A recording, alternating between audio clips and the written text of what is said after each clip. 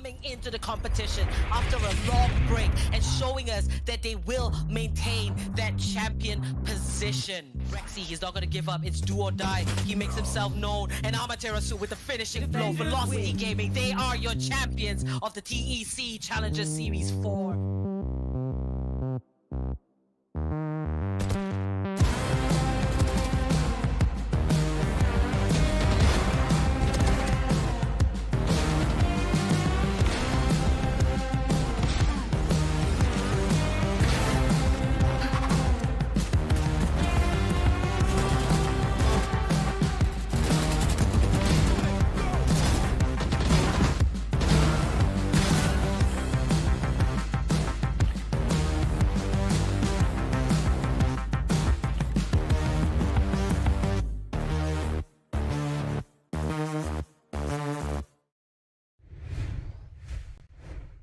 Welcome, ladies and gentlemen, to the LG Ultragear TEC Challenger Series 5, powered by Ideapad Gaming and AMD, with AFK Gaming as a media partner. I'm C. I'm going to be a host and caster for this game, joined by Aggressive on the mic, and we're here to bring you the starting of Phase 2, the round of 16, and the first match is going to be Global Esports versus Chilling with Friends. Now, Aggressive, Chilling with Friends, they're a team that's constantly surprised us, but Global Esports, they're the team that's back with a vengeance. I think it's going to be really close. This is going to be a really close game because Chilling and Friends, they had such a dominant performance and MW won with those disgusting knife flick shots. You'd have to remember those kind of plays when you're thinking of Chilling with Friends. But GE, as you said before, they are back with a vengeance and they want to redeem themselves from what happened down in Series 3. And being forced out of the tournament this early, it's not going to be going good in their books. Yeah, now thankfully for all the teams that have made it so far, they have the opportunity of being able to go down into the lower bracket. For the teams that do win, they have the chance to push forward, get into the best of three section, and really start to live up to their potential. We'll have to see if they can do that. Now, going into this map, right, we know it's the bind coming up, and looking at the agent selection, I've been constantly saying Sky is ridiculously good on Bind. The fact that you can use the birds and the wolf through the TPs, the fact that the ultimate seekers go through the teleports just makes it insanely good in being able to control the short angles. But like I'm not expecting a side just yet. I'm gonna keep my hopes down, keep myself prepped for disappointment because we haven't seen a single team on stream pick up that Sky. Sky is one of those harder characters to execute, I would say, and team play and coordination with this character has not yet built up. And yes, I know you want that Sky really badly. She's really powerful as well on the map of Bind, but at the same time, teams need to put some time into being actually. It's like people hate change, and change is what Sky brings to down to the meta. You need to have different timings, different utilizations of your abilities, and different execution strats whenever you're playing a Sky. Maybe looking at this corner instead of the left corner so that the Sky can flash out the other side while you're rushing down in. All of these factors come into play, and people I think are not picking up the Sky for that exact reason. It just messes with their timing so much that they're not willing to put in the effort to go in for this change just yet. Maybe down in the future, at some point, yeah, for sure. But for now, I think that much more of the comfortable style is better when such high stakes are there. Yeah, teams unwilling to make the change. We'll have to see though which team is able to execute better at its comfort. Because both of these teams they picked comfort entirely. For Chilling with Friends, we see a lineup that we've seen very much before. You see MW1 on the Jet, Gusun on the Raze, and the Omen, Sova, and the Cypher to follow up. For GE, it's like they've made this solar duelist lineup. We don't care what map you take us to. We're playing this solar duelist lineup as it is, and they've seemed to have executed it really well so far. SK Rossi really thriving from the setup that his team is giving him, and really excelling under that attention. That's gonna be GE on the attack, and even though we find Bind to be a generally defensive map, whenever I see the solo duelist composition, I almost expect teams to be really good on the attack. Now, a really interesting recombo coming out from Killua. Will not spot anyone out because SK Rossi is just dashing in. Will find the first kill onto 4K. SK Rossi with another two headshots so far. Skills with the third, and that's GE with the spike and the three. Last player standing. Oh my god, I just feel bad for the side of Killua right there. He just got frenzied out by skills with really good spray control, got hit in the head, and he was taken out. But SK Rossi with the 4K, he was hungry for that ace, but didn't really come out on that side. But still, that was a really well played run coming out from the side of Global. They were able to execute really quick, catching the entirety of Chilling with Friends off guard. So they had like no opportunity to try and understand what was exactly happening. And Chilling with Friends, they're a team that rely on those slow executions for their own executes, and let's see what they can actually do to counteract the potential that Global Esports is bringing down to the table with this Reach, with this Jet, and it's gonna be really fast entries all around. Yeah, just lightning fast is how G like to play it. That's not just the name of their new player, but now lightning fast getting the opening kill. But MW1 doing just as we expect from him. The nasty one taps coming in. He'll find one more. Now lightning fast will find another, but Hectic in the duel against Hell Ranger will come out on top, even though he just has the classic. This is the eco round for Chilling with Friends, remember? And so far, they've done a significant bit of damage. Already picking up 2 frags to their name. Now looking for more. It's going to be Killua and Forkin pushing in. The reveal will come out, but the reveal will not spot anybody just yet. Now, Forkin, he has the camera to his name and can use it to try and spot someone out. But instead, they're just going to go for a simple side push. Use the camera to clear out lamps. Now, gun picked up for Killua. If they can just get 1 or 2 more kills, this would be humongous. They're trying to find what they can, but still with the Spectre in hand, maybe they're gonna be able to find one at the bare minimum, but they know for a fact that they're sandwiched. Killua, he's looking left, he's looking right, he spots out one, he goes in for the spray, he's gonna be able to get one on the Kappa, but Skills, he has that Phantom in hand, maybe Killua, if he's able to get this, it's gonna be huge for him, but still, it's gonna be Skills going in for the spray down, not gonna be connecting just yet, and Skills with a better gun is able to get that kill off with the body shots. And that was really close. Global Esports, they made a huge investment with that Phantom coming out in the second round, and if Killua was able to get that, that would have been a win for the side of Chilling with Friends coming out from this eco. Yeah, that would have been an absolute win if they're able to pick up the Phantom, but the fact that they're still able to get 3 frags in their eco round and sort of hurt the economy for Global Esports means that they will be happy with the way the eco round went. For Global Esports, normally you expect after the anti-eco round into the 3rd round, you expect them to carry over the Spectres, but given the fact that they died, they have to make the investment. You see the 1 more Phantom and 1 Vandal by coming out, a Bulldog even. So Global Esports very much invested in this round, and for Chilling with Friends is their chance with their own buys to pull it back. Now, aggressive Chilling with Friends, they're a team that has knocked out some big names out of the tournament. We've seen them beat Team Tamalas very early into the tournament. They've beaten Anna OP as well. And now going up against Global Esports, they have the comfort of knowing that if they lose, they go down to the lower bracket. And this sort of comfort, do you think it will render them complacent or sort of light the fire in them to keep that advantage as long as possible? I believe as though against a team of GE's caliber, it's gonna be about how fast you adapt. GE love to change up their strategy and love to execute really quickly. And Chilling with Friends, there are that team that love to play it a lot more slower, but against GE, that is not going to be working out. And we are already seeing that in a lot of these rounds, that they're able to combat what GE is bringing down to the table. They're adapting slowly, but how long are they going to take to try and shut down their strategy? And just as I said, it's going to be Rossi going in for a fast push onto the hookah side, and already the spam comes in through the wall, gets Busun out in that area. Rossi gets the first pick off, and another fast push is coming out of the hookah side. Killua, he knows exactly what the enemies are, but GE, they're playing it smart, they're playing it slow. They're slowly backing off from the hookah angle. Before going in for the play, it's going to be FW1 getting the first kill on the L Ranger. Being able to take out that reach is going to be massive for any of these side executes by Forkin. Knows for a fact that one member is just sitting out on his right side, just following out his fellow Cypher, being lightning fast. Slowly making his way forward down into the long angle. It's going to be the rest of GE. So let's see how they enter down into the site. Camera taken out. Even Stevens on the board, but lightning fast with the camera. He spot one out, and now Forkin, he has nowhere to go. He needs to try to find the frag, but instead, with the multi-peak, it'll be GE taking him down, and now GE pushing into B side. They haven't taken full side control though, but with that paranoia coming out, they're trying to do just that. Left. The counter paranoia from Hectic though will leave all of GE blind and force them to just back off. They're like, let's just go for the rotate. Lightning Fast still on the lurk. All of GE though towards E. But Lightning Fast, that's what you call a true lurker. Picks up 2 with 2 headshots and leaves MW1 last man standing. Buy round for Chilling with Friends. Not looking so great right now as MW1, the last man standing. Can he find the clutch? He'll find the 1 headshot onto his clone and now going for the defuse. Pros don't fake, they say, and MW1 certainly doesn't seem to be doing so. But that will cost him because Skills able to spam through will secure the 3rd round for Global Esports.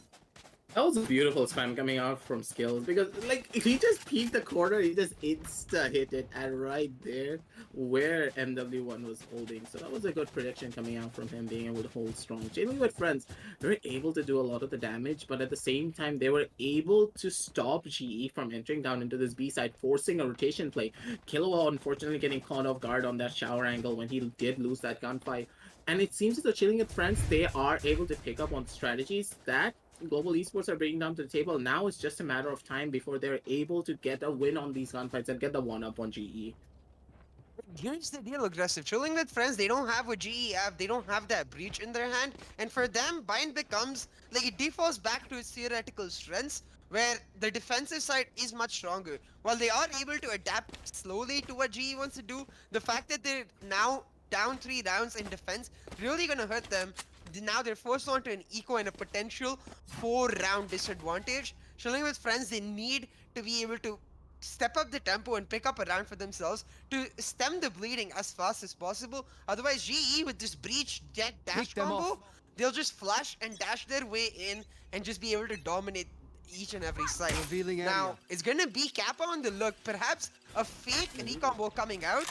Really nice lineup to suss out that hookah area. Kappa, he's going for the B long peek. He spots one out, lets a shot fly, but his job is to do as much noise as possible. And he's doing it. What was that one tap? Hell Ranger to find one for Gusun Gusun with another lightning fast. He takes the return, but Hectic, what? With the ghost, he'll find another, and ChillinWithFriends looks so strong on the eco every single time. This is why I hate the Phantom sometimes. Do you see how much damage Hectic took? He just survived that because he had light armor on his side. 124 with the Phantom at that range, and that has gotta hurt. Probably Lightning Fast is kicking himself because of what just happened, but still the kill was found nonetheless. But ChillinWithFriends in these eco rounds are doing so much damage to the entirety of Global Esports, and they should be theoretically winning the next round, but small mistakes here and there. What's gonna be calling them, but Skills, a beautiful setup coming out from the side of Hell Ranger to get that first pick up Skills. Going in for the spray, he's gonna be able to find Porkin as well as he tries to jiggle around. And a beautiful attacking round coming out from the side of Global Esports. Down onto this A side. Went in for the rotation plays using Kappa's fakes. This was just a well-executed attack, and GE, they're looking like juggernauts that cannot be stopped. 6-0-1 on that Omen. I'm really glad Skills has picked this up because it's this perfect middle ground between him playing a role of Sentinel and him playing the role of Duelist. Now he gets to be the controller where he has a say in how the team goes throughout a particular round. He doesn't have the firepower of a Duelist, but has the versatility in his kit to be able to push forward and play aggressively, utilize his aim potential to the max. Now, we buy down for ChillinWithFriends. They're pushing in aggressively, but not able to find one just yet. Hectic was able to find one, whiffed a couple of shots, was able to find the kill though. But Lightning Fast instantly returned it, and now MW1, he'll find the kill onto SK Rossi. The op is dropped. No, that's not the op, my bad. The only Phantom baiting me a little bit. But now, ChillinWithFriends, 4v3 situation, one-man advantage to their name. GE though, they're going for the TP. It's gonna be Kappa and Skills moving towards B side. But with the Cypher utility all set up, they recognize that B side gonna be hard. Hellranger, he picks up that kill towards Lance, and now A side once again open. A side is gonna be opened up, and they're slowly moving their way forward, but still, nothing can be done just yet. Skills, he's gonna be placing down this fight. Kappa throws out the recon bolt to see if he can get any forms of information, but no one has been plotted out just yet before it got broken. Killua is gonna be on the flank though. He's slowly making his way forward down from that B side. And everyone's gonna take first contact. The shots do not connect just yet, and Skills, he's able to survive with the skin of his teeth as the bullets just fly over his head in that kind of situation. And another arrow coming in from the side of Killua is going to clear out the entirety of short, so they know for a fact that no one's going short just yet, holding down their ground for as long as possible. Skills goes in for the spray, he gets sacked down to 31 HP, Hellranger gets one out of the MW1 as well, and Porkin, he goes in for the spray with the Vandal, but the Phantom is just way too good in those kind of scenarios. Takes him down immediately, and ladies and gentlemen, it's going to be round number 5 on the board for the side of Global Esports. Global Esports now starting to really run away with the advantage that they've accumulated over the first few rounds. This solo duelist composition, its strength in the attacking side and being able to decide where you want to approach the map comes out so strong, because you see, even though they lose a couple kills towards the start of that round, the way Hellranger is able to establish control of lamps and gain that territory, that's what the Breach is supposed to do. Use his utility to push into his side, gain control of small parts of the side, and then force the defenders into a bad decision.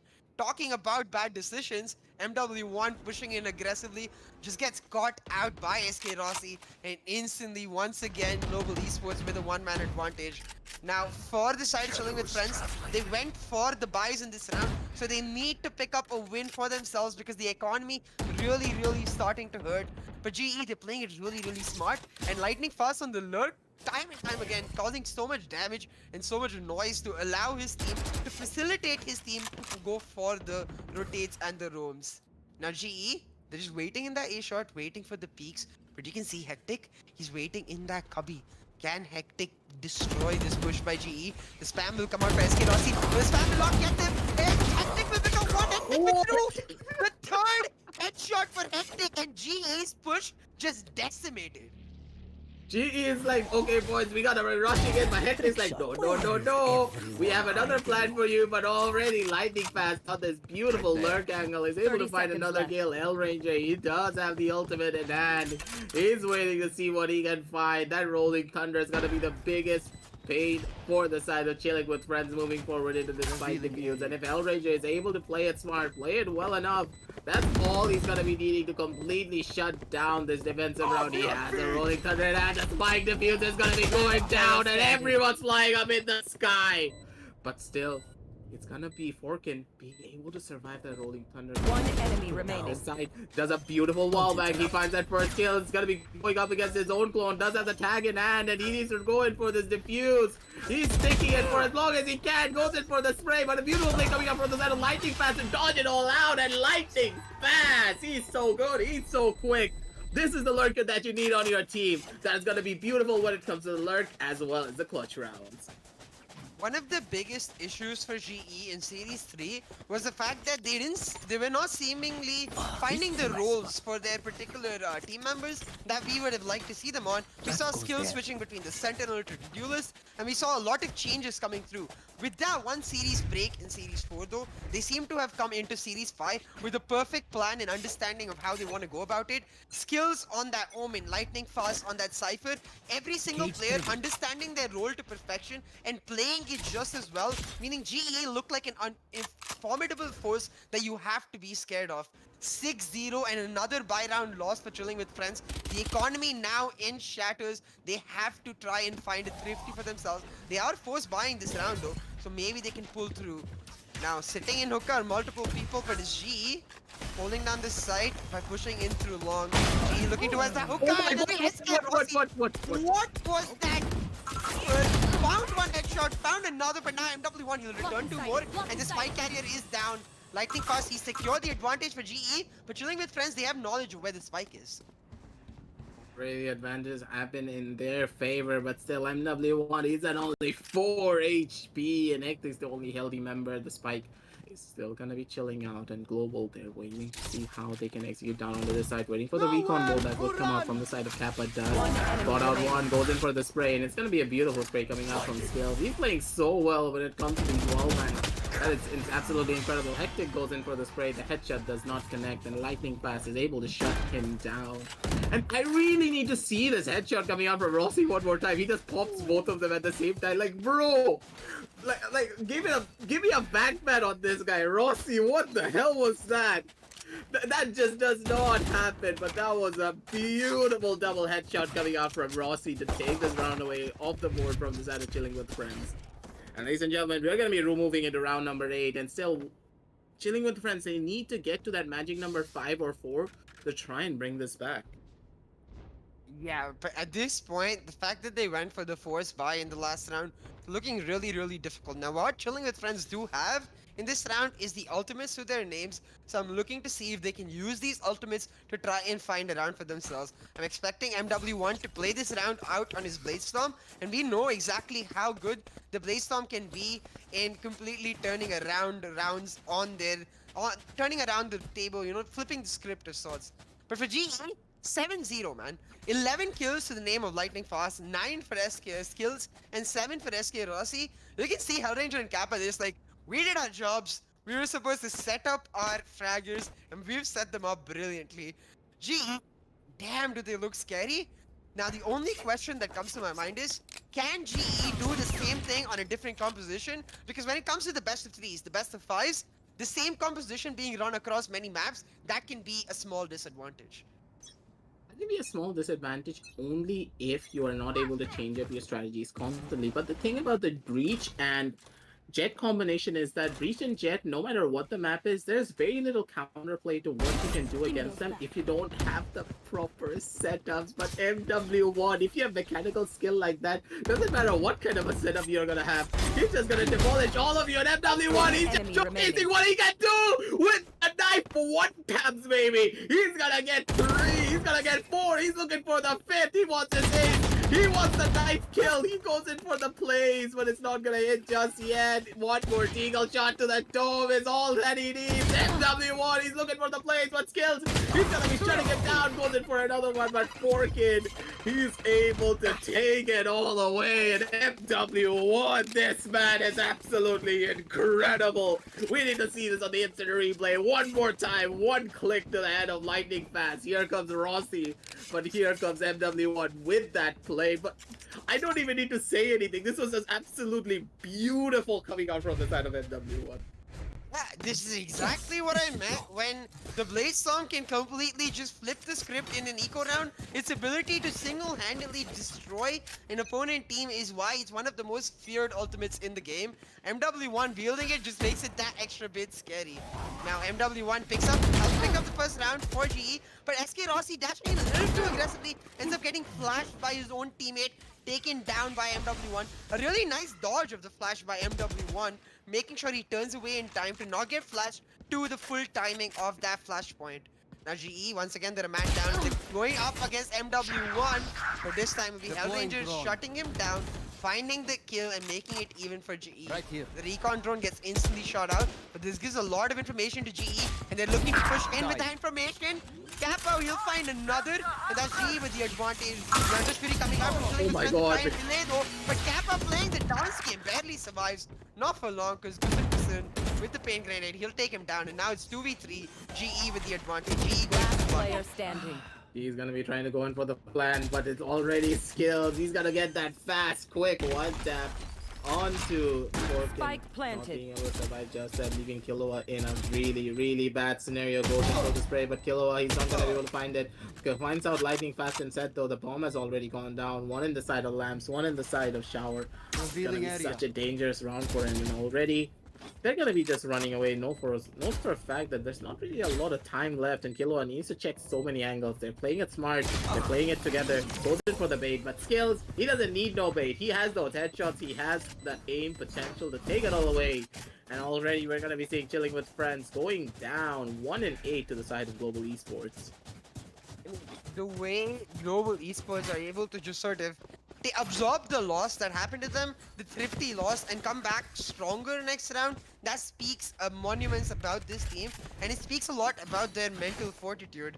Now, for Chilling with Friends, with just a few rounds left in this half, only 3 rounds left, they need to find all 3, otherwise it's gonna be very difficult position. I do see an op coming out for MW1 though, and this could be paramount to the possibility of a comeback for Chilling with Friends. Global Esports, it's like they have a spidey sense about this. They refuse to peek any angles. They're gonna spread themselves completely out, making sure that they're not caught out by the operator. Instead is the recon drone tagging him out, forcing him back into a defensive position. Now Global Esports spread out all across the map. The spike on skills who's lurking towards that A showers angle with Lightning Fast. The rest of Global Esports looking for that breach, flash, and dash combo towards B long. Now, SK Rossi, he's pushed in a little bit, but you'll see extreme defensive positioning coming out for Chilling with Friends. Making a bit of noise with the alt point to try and bait out some peaks, but will not succeed. Chilling with Friends not taking the bait, allowing Global Esports to come to them. This might be the really smart, disciplined move to make and might pay off for them. Beautiful run coming out from the side of Rossi, being able to get that trap wire kill, but Forkin, he has something else to say about that. He has the judge in hand, he goes in for the shot, and Rossi was completely caught off guard with the ultimate coming out as well, but Lightning Fast, he comes in with his own vengeance, he hits the headshots, and Hellranger from the backhand as well, he hits his own. The amount of damage is being done, but both of these teams are coming up massive, but Hellranger, he does have the rolling thunder, pops it all out, but no one's been hit just yet. Goes in for the peak, but MW1, he's holding the angle down tight with that operator. And ladies and gentlemen, that was a beautiful round coming out from the side of from the side of Chilling with Friends to make sure this defense was impenetrable. And Forkin, you have to give it to this man. This Cypher is absolutely insane with this judge. Definitely, like picking up that first kill onto Skill, but following up with another, doing really well for his team. But I really have to question Skill's choice to ult in the middle of the elbow. Nowhere close for his team to be able to follow up. Nowhere close for him to be able to hide from the other players. Just literally behind enemy lines. Pop goes his head because the Forkin on that Cypher just able to mow him down. Giving Chilling with Friends another round. GE, now they're set on the back foot. The ultimate did come out for Chilling with Friends. The Omen just using the ultimate for info has picked up a lot of it.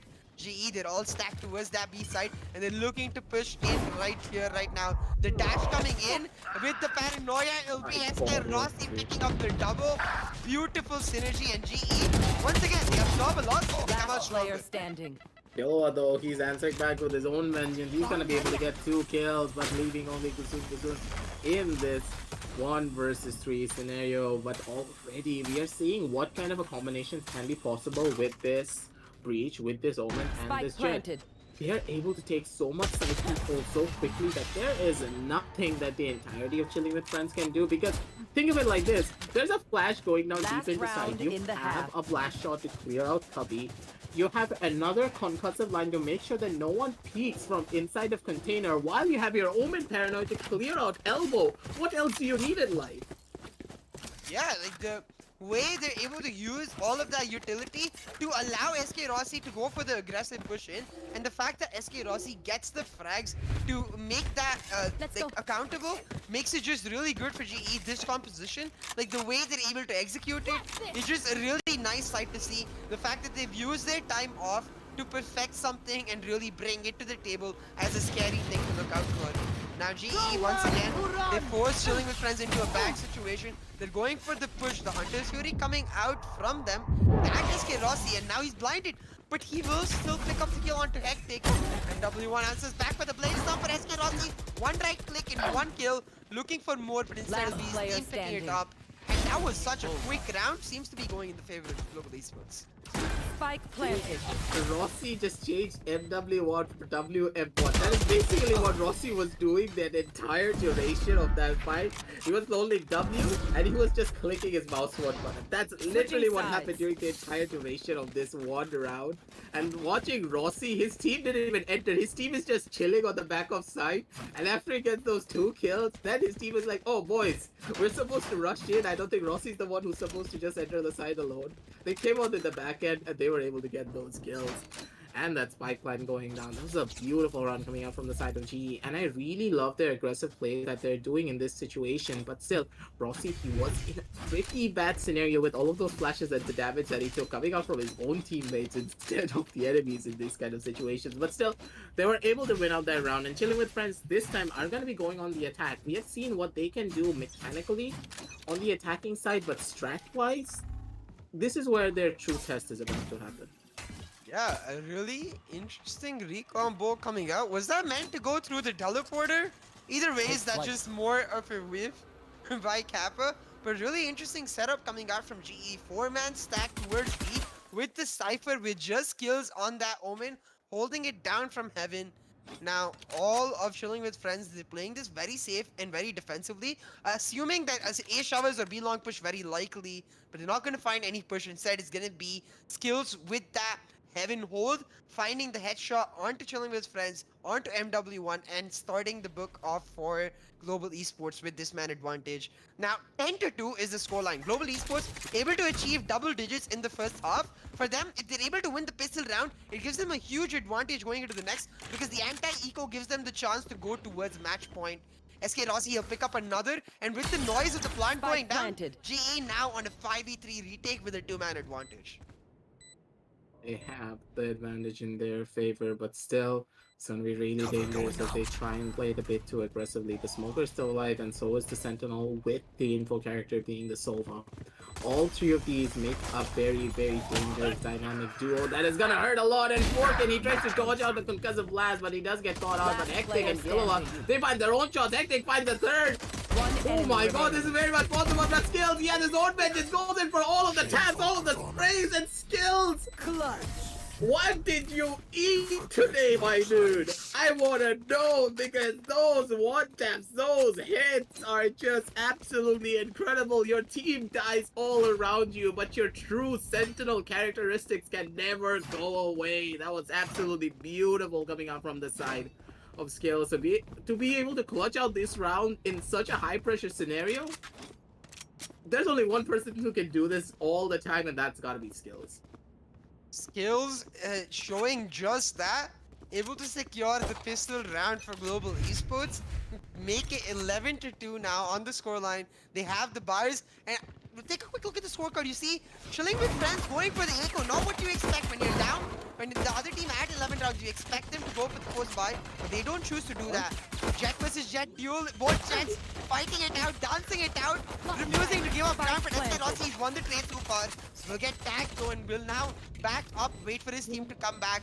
Skills able to find a kill on the back end. GE with the advantage, but MW1 pushing in, just gets more down. Hellraiser one with lightning fast, another, and now GE just decimating the opposition. This is what happens. That was such a... I don't know what kind of a fight I would say just happened down in labs, but at least G were able to take it out.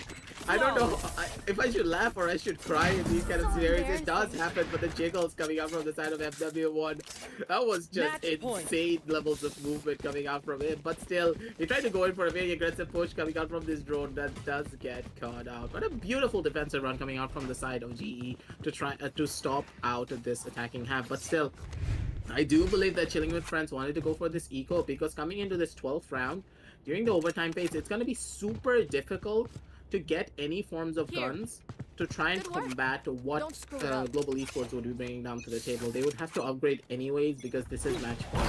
And they're trying to fight for this overtime instead.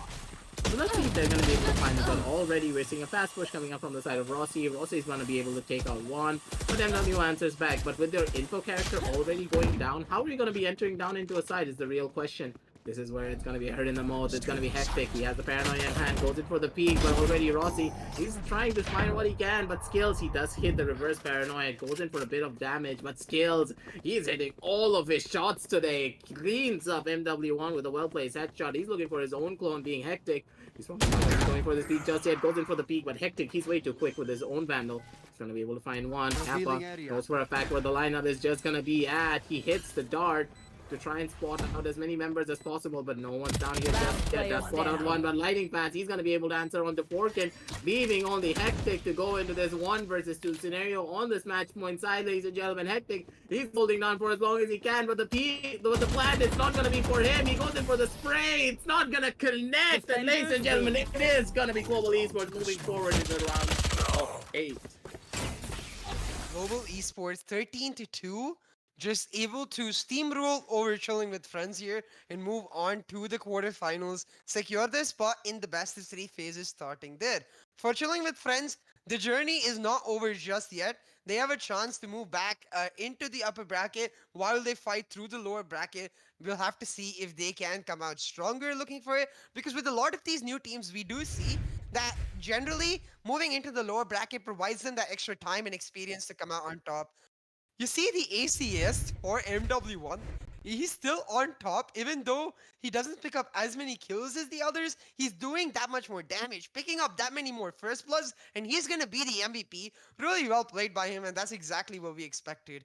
For now, though, we'll take a second, really just talk about the match and what we can expect from GE moving forward, because today they looked a really scary team.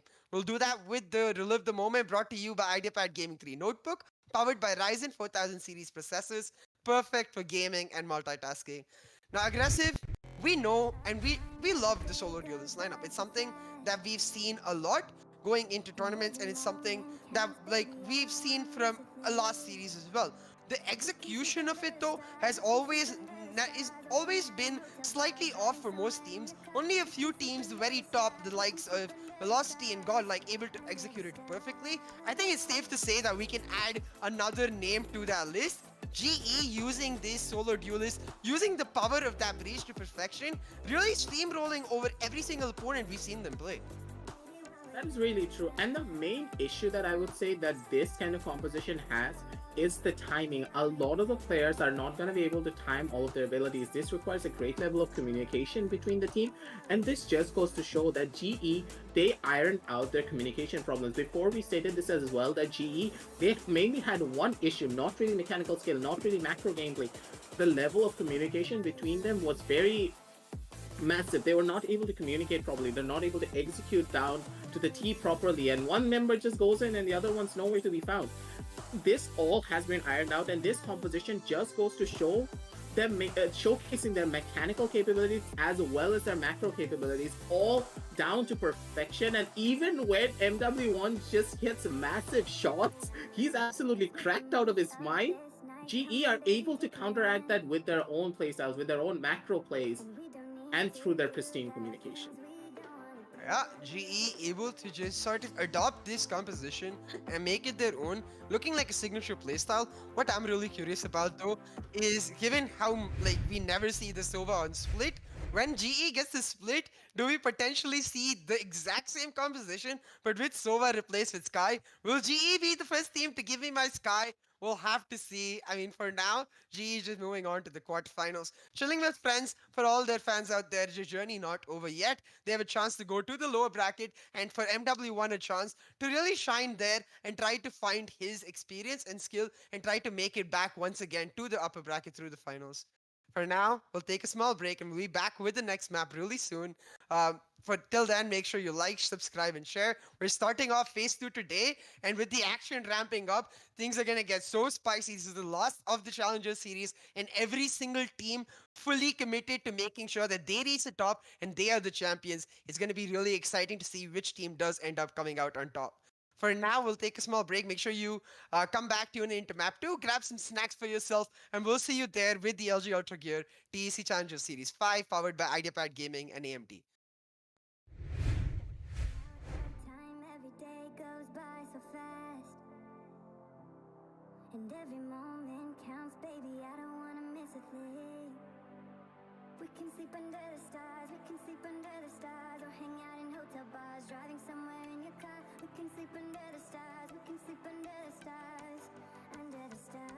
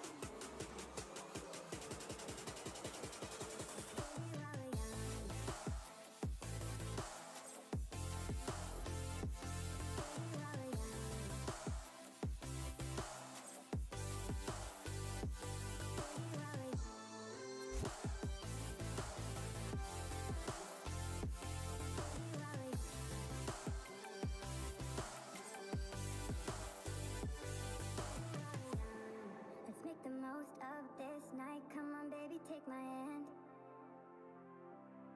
And we don't need to do the things we don't want to do.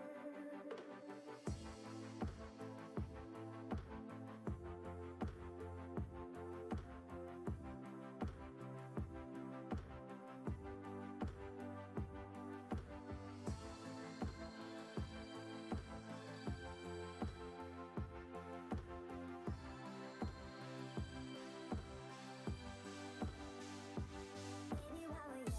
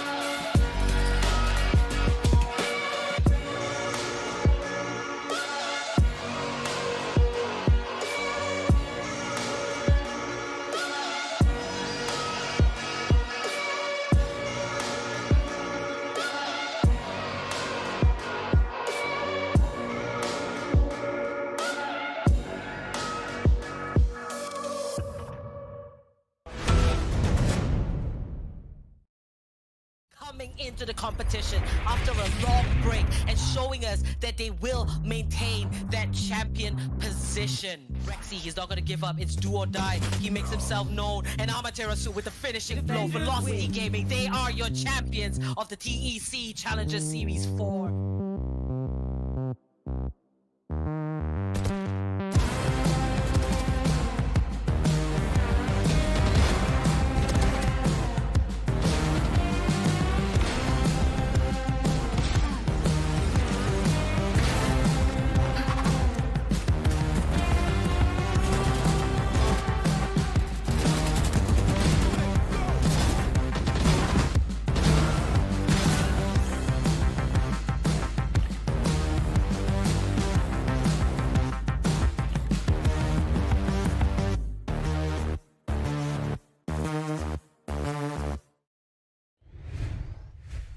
Hey guys, and welcome back to the LG Ultragear TEC Challenger Series 5, powered by Ideapad Gaming and AMD. We have AFK Gaming as our media partner. My name is Apollonia. I'll be your host and caster, and I'm going to be joining Aggressive this time.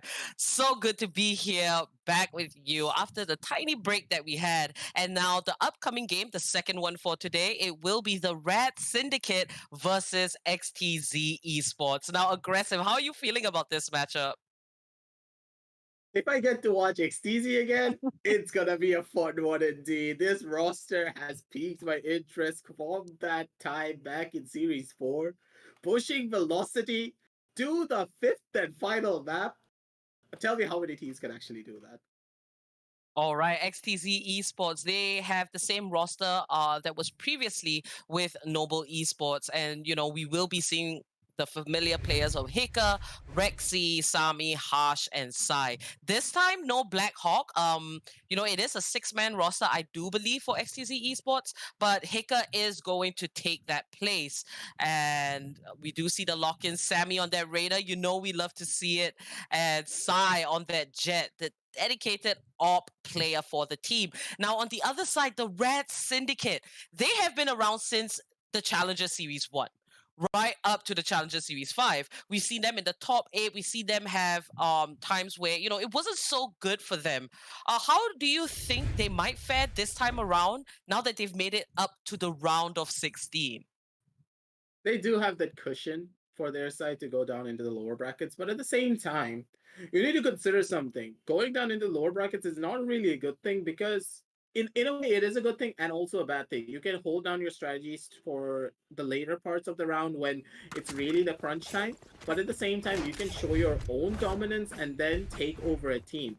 And we know for a fact that XTZ is one of those teams that do not pull their punches. They love to go aggressive. They love to do what they do best. They love to frag out of their minds. And this roster does that exactly. And RAD Syndicate is one of those players, like one of those teams that actually love to play it a bit more so, or a bit more tactically. So let's see how these two forces are going to be colliding against one another. Will RAD Syndicate pull out some different forms of strategies to combat XTZ in this round of 16, or will they opt to hold it out, not use their full strat book to go up against them, to catch them off guard following into the forward rounds and down in the lower brackets at one point? All right, it's going to be on Haven, a map that is very interesting, a lot of window of opportunity.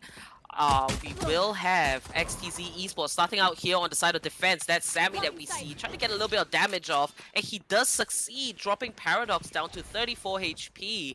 He's just gonna back away, pull it back onto the A side. We do see 3 defenders there, but the real attack, it's happening in the garage. Hika, he's gonna watch his buddy side go down with the frenzy. Hika's known for it, and with beautiful control, does get a bit of health taken away, but there's more enemies. Hika with the second kill. That's gonna be a third. Hika has single-handedly saved this round for his team. A 3K right off the bat. That is what we love to witness. Now ZepDF, last man standing. He does have the frenzy as well, but it's going to be a tough one for him. 1v4 situation. 1v4, this is where you don't want to be at, especially against Hika. He's slowly creeping down on that back angle, but it's going to be ZBDF getting that first kill on the Hika, but gets tagged down to 47 HP already, and going up against 3 angry members from the side of XTZ. They're running it down. They want to find it, and 30 Rexy, seconds he's left. going for the jumping classic right clicks. Doesn't opt to go for it just yet. Bullets don't come out. Gets tagged down to 70 HP. And he's just going to be backing off with only 22 seconds left on the clock. They're just playing mind games with ZBDF at this point. Now ZBDF taking this slow, but the timer is not on his side. He might just go for 10 that seconds rush and left. still attempt to plant that spike. Rexy's right around the corner, right in the B lane. ZBDF, he sprays, he gets the kill. But is there enough time? 3 seconds! And he was half a second too slow for that. However, silver lining, you know, he did pick up that extra cash from getting that spike planted. Harsh is just going to clean him up. So ZBDF not going to be able to bring the frenzy around into the next one. But 1 point for XTZ Esports, and that is a good start, you know, just brings your head space in a better spot. Smart play would have actually been to let ZBDF live and just run for the other side of the map. Because think of it like this. We are hurting ZBDF's economy by 900 credits, and moving forward into the following rounds, he won't be even be able to get a buy if they lose out this round. That would have been the most smartest play to come out from the side of XTZ, but still they were able to find another round nonetheless, and had their stats in the process just to be like just to get a bit of showboating down on their board. It's gonna be Hika though, spraying away from the side of Barrage, but Barrage control has been assigned with that Paradoxes. He doesn't check his right side corner, and there's no one to really clear it. Grandmaster should have thrown in a grenade in that kind of situation, but does not have the shots to connect just yet. Rexy, he gets his own kills, getting on the Master, getting on the Verified, and Hirsch comes in from the sidelines using the Paranoid to his advantage, gets the last remaining kill on the soul, but clean it all up. And ladies and gentlemen, that was a really fast round coming out from the side of XTZ. Equal round for the RAD Syndicate. We did see XTZ Esports invest in those Spectres, and that will directly affect round number 3. But nonetheless, a 2-round lead is ideally the way to go. XTZ Esports, Rexy also manages to find a double. Hika and Sammy chiming in. Here. You know, every player in XTZ Esports, they are an important component of the team. All of them have had their moments. They do have insane highlights, and they're all also relatively known for their mechanical prowess. Now looking at round 3, we do see full buys coming out. Sammy's gonna find one, and so does Hika. And this is really bad for the RAD Syndicate because they just invested in huge buys. A bunch of Phantoms and Vandals, but Deoxys and Paradox going down. They're gonna lose that. Side's gonna go for the push, and Verify comes out on top. Rexy's gonna trade a kill, and Master will find one of his own. Now the shock dart drops. Verified extremely low. Master falls as well. And that was a very aggressive round coming out from the side of defense. And I like that because XTZ Esports, they changed it up. They went aggressive. I don't think the RAD Syndicate expected it.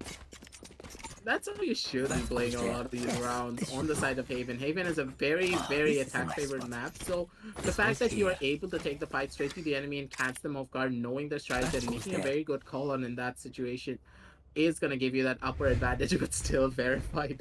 He jumped up in the air, he got so scared by the fact that Sai just popped out of that smoke, goes in for the jump, and then hits a headshot with the Vandal.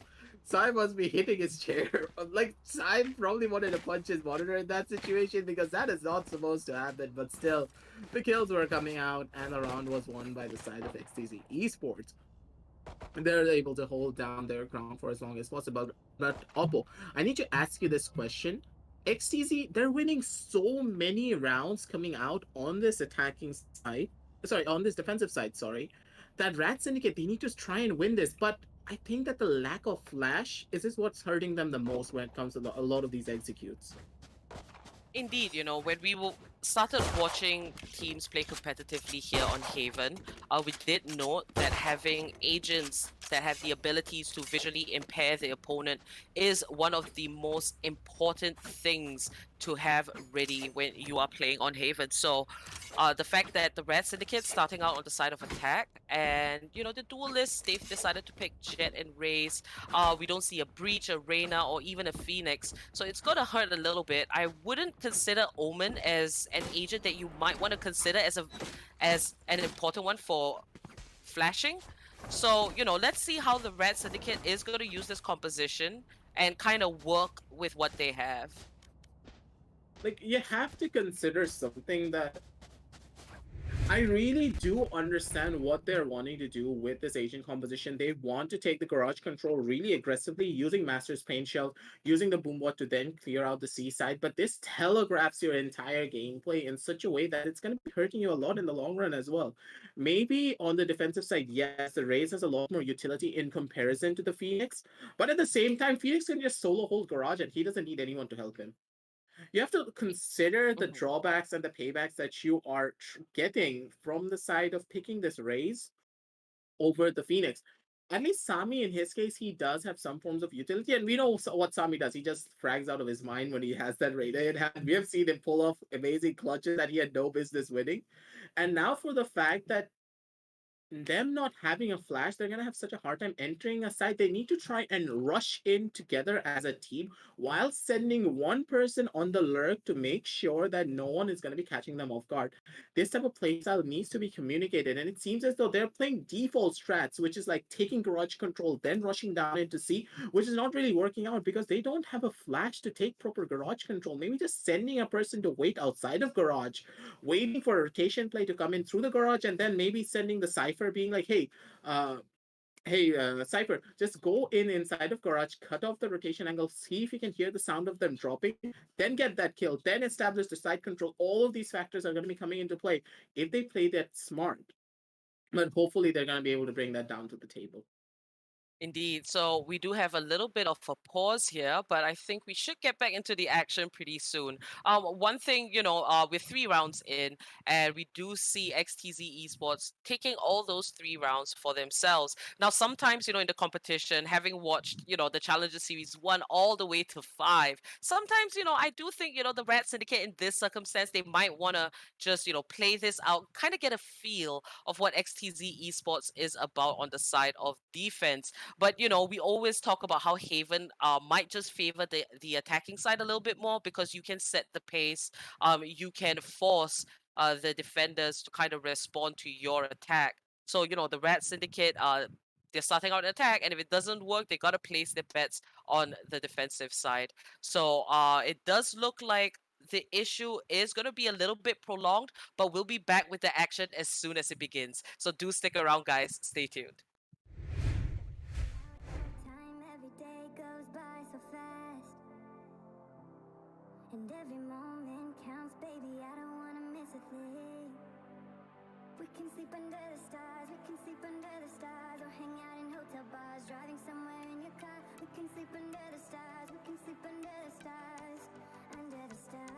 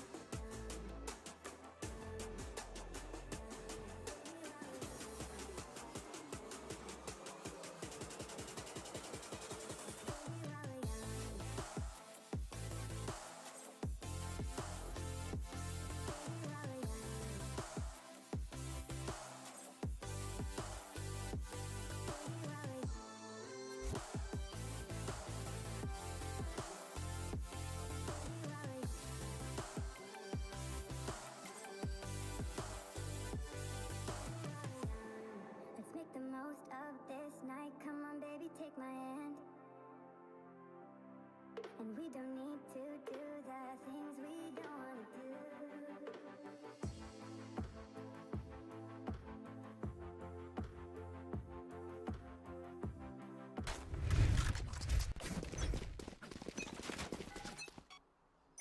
do. All right, it looks like we are back with the action, and here we are.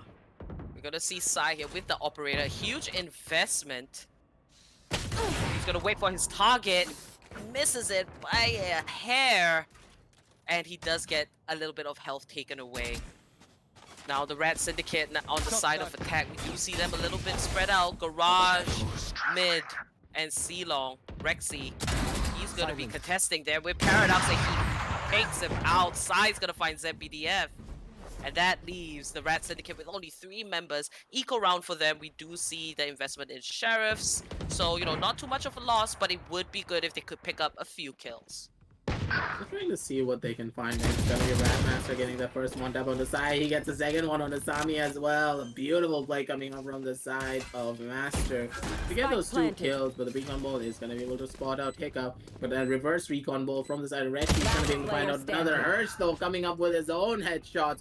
With that Spectre, he gets 2 as well, leaving only Deoxys to try and go for this play. But if he's able to save this operator, for him as well, the spike diffuse is going to be going through. He gets 1 kill. He's looking for the second. He has the rifle in hand, but there's not really enough time. He goes in for the 3rd kill. If he's going to be able to switch out to this operator, it's going to be massive for him. And yes, he does. This equal round was a success for the side of RAD Syndicate. They were able to get 4 kills as well as an operator. You can't ask for anything better out of them. Oh, indeed. That was a very good eco round. You know, ideally, we will always want it to be, you know, a thrifty. In a case where the team that has ecoed will take the round for themselves. But hey, 4 kills and an operator, that is a good pickup. Now Hika there, he's going to be leading for XTZ Esports with a total of 6 kills right off the bat. And Deoxys, he has the operator and he has given it over to Paradox. Now Sai is firing away and Master picks him up instead. And a little bit of misplay there coming out from Sai, but well worth for Master. Now with only 4 defenders, the attackers make their way onto the A side. Harsh and Sammy, they're gonna stop the attack. Sammy finds a double, just gonna reposition himself, and it's all down to the last 2 members remaining on the side of the RAD Syndicate. Paradox, he has the op, tosses a Cloud Burst right up there into heaven, just to block out a bit of vision. Sammy coming in, Paradox. Plant the spike and he will find a kill onto Hika. Hunter's Fury popped by Rexy. Not gonna tag anyone. 2v2 situation. Spike planted. And Sammy's dangerously low. What will XTZ Esports do for this retake? Sammy does have both of his flashes available. Doesn't have to use any of them early when Rexy was trying to go in for the peaks, and this is what's going to be hurting Sammy a lot. If he goes in for the peak right now, it's going to be super dangerous. He's going down to only 15 HP, trying to go in for the jump down. And it feels as though there was a small miscommunication coming out from the side of XTZ. They all peaked the operator 1 by 1 when Sammy had 2 of his flashes still in hand. And that is a problematic matter coming out from the side of XTZ. They were going to be losing out on one of these rounds, and RAD Syndicate, they were able to do a lot of damage economically to the side of XTZ, because think of it like this: they're now forced to buy a secondary operator, and 3 of their and all of their members are now being forced onto light shields instead because of the amount of damage that they took coming out from the eco rounds from the side of RAD Syndicate. Indeed, you know, XTZ Esports, they've got to get this round if they want to maintain their lead and their economy. And as for the RAD Syndicate, it is a great comeback for them. The eco into the previous round, and right now, Paradox, he still has that op from the previous one. So, Sai here will be on scene on duty this time, and he picks off Master. You're not going to catch me twice. And Paradox is contesting him. 14 HP. Paradox is dropped low, but ZPDF is going to find a double. He's setting it up, and there is a spray from Hika. He's going to be ambushed. Tosses out the Paranoia. It does connect, but Paradox is quick to take him out. Last man standing as Harsh as the Oxys secures the plant. Full health, full armor, but it's only a half one. Harsh, he manages to survive. Gotta remove that tracker. And he could go for the save, but he might just attempt this retake all alone. Paradox holding an angle down with the op on the C site. Harsh might just make his way through Garage instead. And he does see a bullet shot. Deoxys comes out on top with a beautiful headshot. And that will be the 2nd round for the RAD Syndicate. That save would have not been the best thing in the world in that kind of situation. And yes, he did go in for the fight instead, because if he went for the save, he only has 200 credits to his name, and if he got that extra 1000, yes, he did have an extra gun to his name, but he only had 1200 credits to work with, and this would further destabilize him moving forward into the following rounds, and that's where it's going to be hurting. But Master, He's an absolute madman. He's like a literal madman. He's dancing around size crosser range and being like, I'm gonna force you to miss your shots, and I'm gonna swing the widest that I've ever swung anyone in my entire life. That's a real treat to watch coming out from the side of Master, but still, it seems as though XTZ, they have another vengeance up their sleeve, and they're gonna be stacking up together as much as they can to try and catch the entirety of RAD Syndicate off guard. The seaside is going to be completely opened up as RAD Syndicate. They're making his way forward from the C-long angle. Rexy, his spider sense is tingling as he's slowly moving forward down from the garage angle. He will know for a fact if any sort of footstep does come through. And ladies and gentlemen, this is going to be a push coming out from the side of RAD Syndicate, going onto the seaside, and C control should be established real quickly as Rexy is the only member there. Now, XTZ Esports, it is an eco round for them, so I understand why 4 members were left on the A side. Rexy, he's there to get that information. So a successful plant and attack coming in from the RAD Syndicate. Sammy is going to be quick and finds the head of Paradox. Now, the attackers, they got to play this smart. You don't want to give away a thrifty round to your opponents. 1-for-1 trade. But the RAD Syndicate, they're not looking too sharp. It seems like XTZ Esports are picking back up. Another 1-for-1 trade. 2 members left on the side of attack. The defenders, they're doing it. Harsh is going for the defuse. Sai is there to watch his back. But Master with the showstopper picking up a double and a triple on that Phantom. That is absolutely nuts. He saved his team. And that just puts XTZ Esports so far back. And now we see a little bit of momentum on the side of the RAD Syndicate. That must be great for their mental right now. That was a beautiful white swing coming out from Verified. That Cypher white swing going up against Sami on that operator. It was just so perfect that he was able to take that peek, also get the kill on the Sami, and forcing it all down on Master while he set up Master with that camera. Verified surviving in that situation made sure this round was extremely clutchable because Master, he knows exactly where all the members are because of the camera pinging it all down on the minimap. Caution for the showstopper, knows for a fact that Sai is going to be pushing him through the smoke as he was spotted out earlier. Goes in for the headshot and gets that kill. And a beautiful round coming out from the side of RAD Syndicate. Being able to take it all the way in this buy round as well. So in the eco round for the side of XTZ as well, this is going to shift the momentum in their favor as they do have a lot of money in their bank moving forward in the following rounds. But having a lot of money is not going to help you if you're not going to be able to utilize it. It seems as though Sami, he gets that first kill onto the entry fragger being Paradoxes. He was lurking down alone down on this mid side. This is going to hurt. Sami gets a second though, and he's cleaning them up one by one. It's going to be Sai this time going in for the peak instead to try and hold down the angle for as long as he can, but already the entirety of RAD Syndicate know what's up, and they're slowly making their way down into this A side. But Hirsch, we know what he can do on the side, right? He's just waiting for them to come into his waiting hands.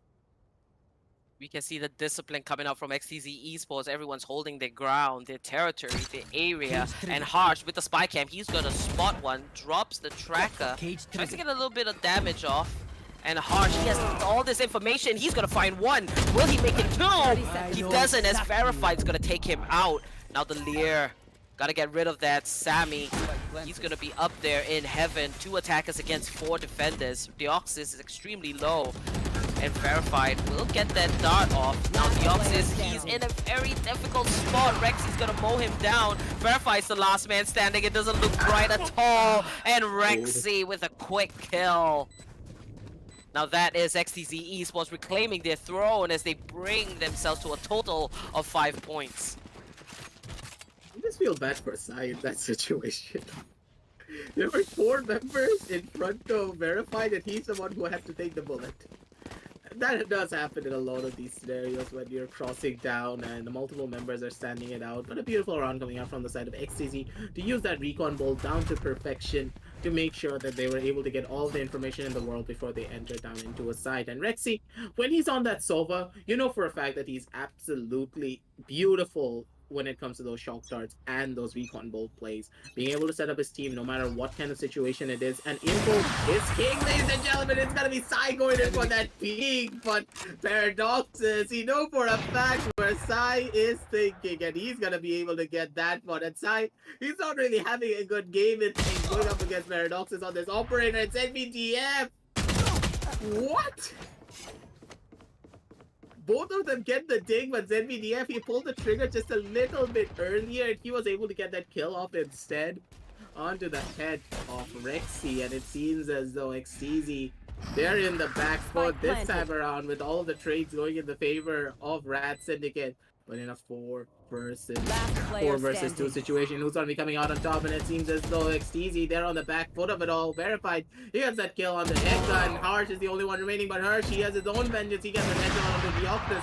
Looking for the tap to try and find another one. He does find the second, and this is very much possible. Moving into a 1 versus 2 scenario. The ultimate has been used as well.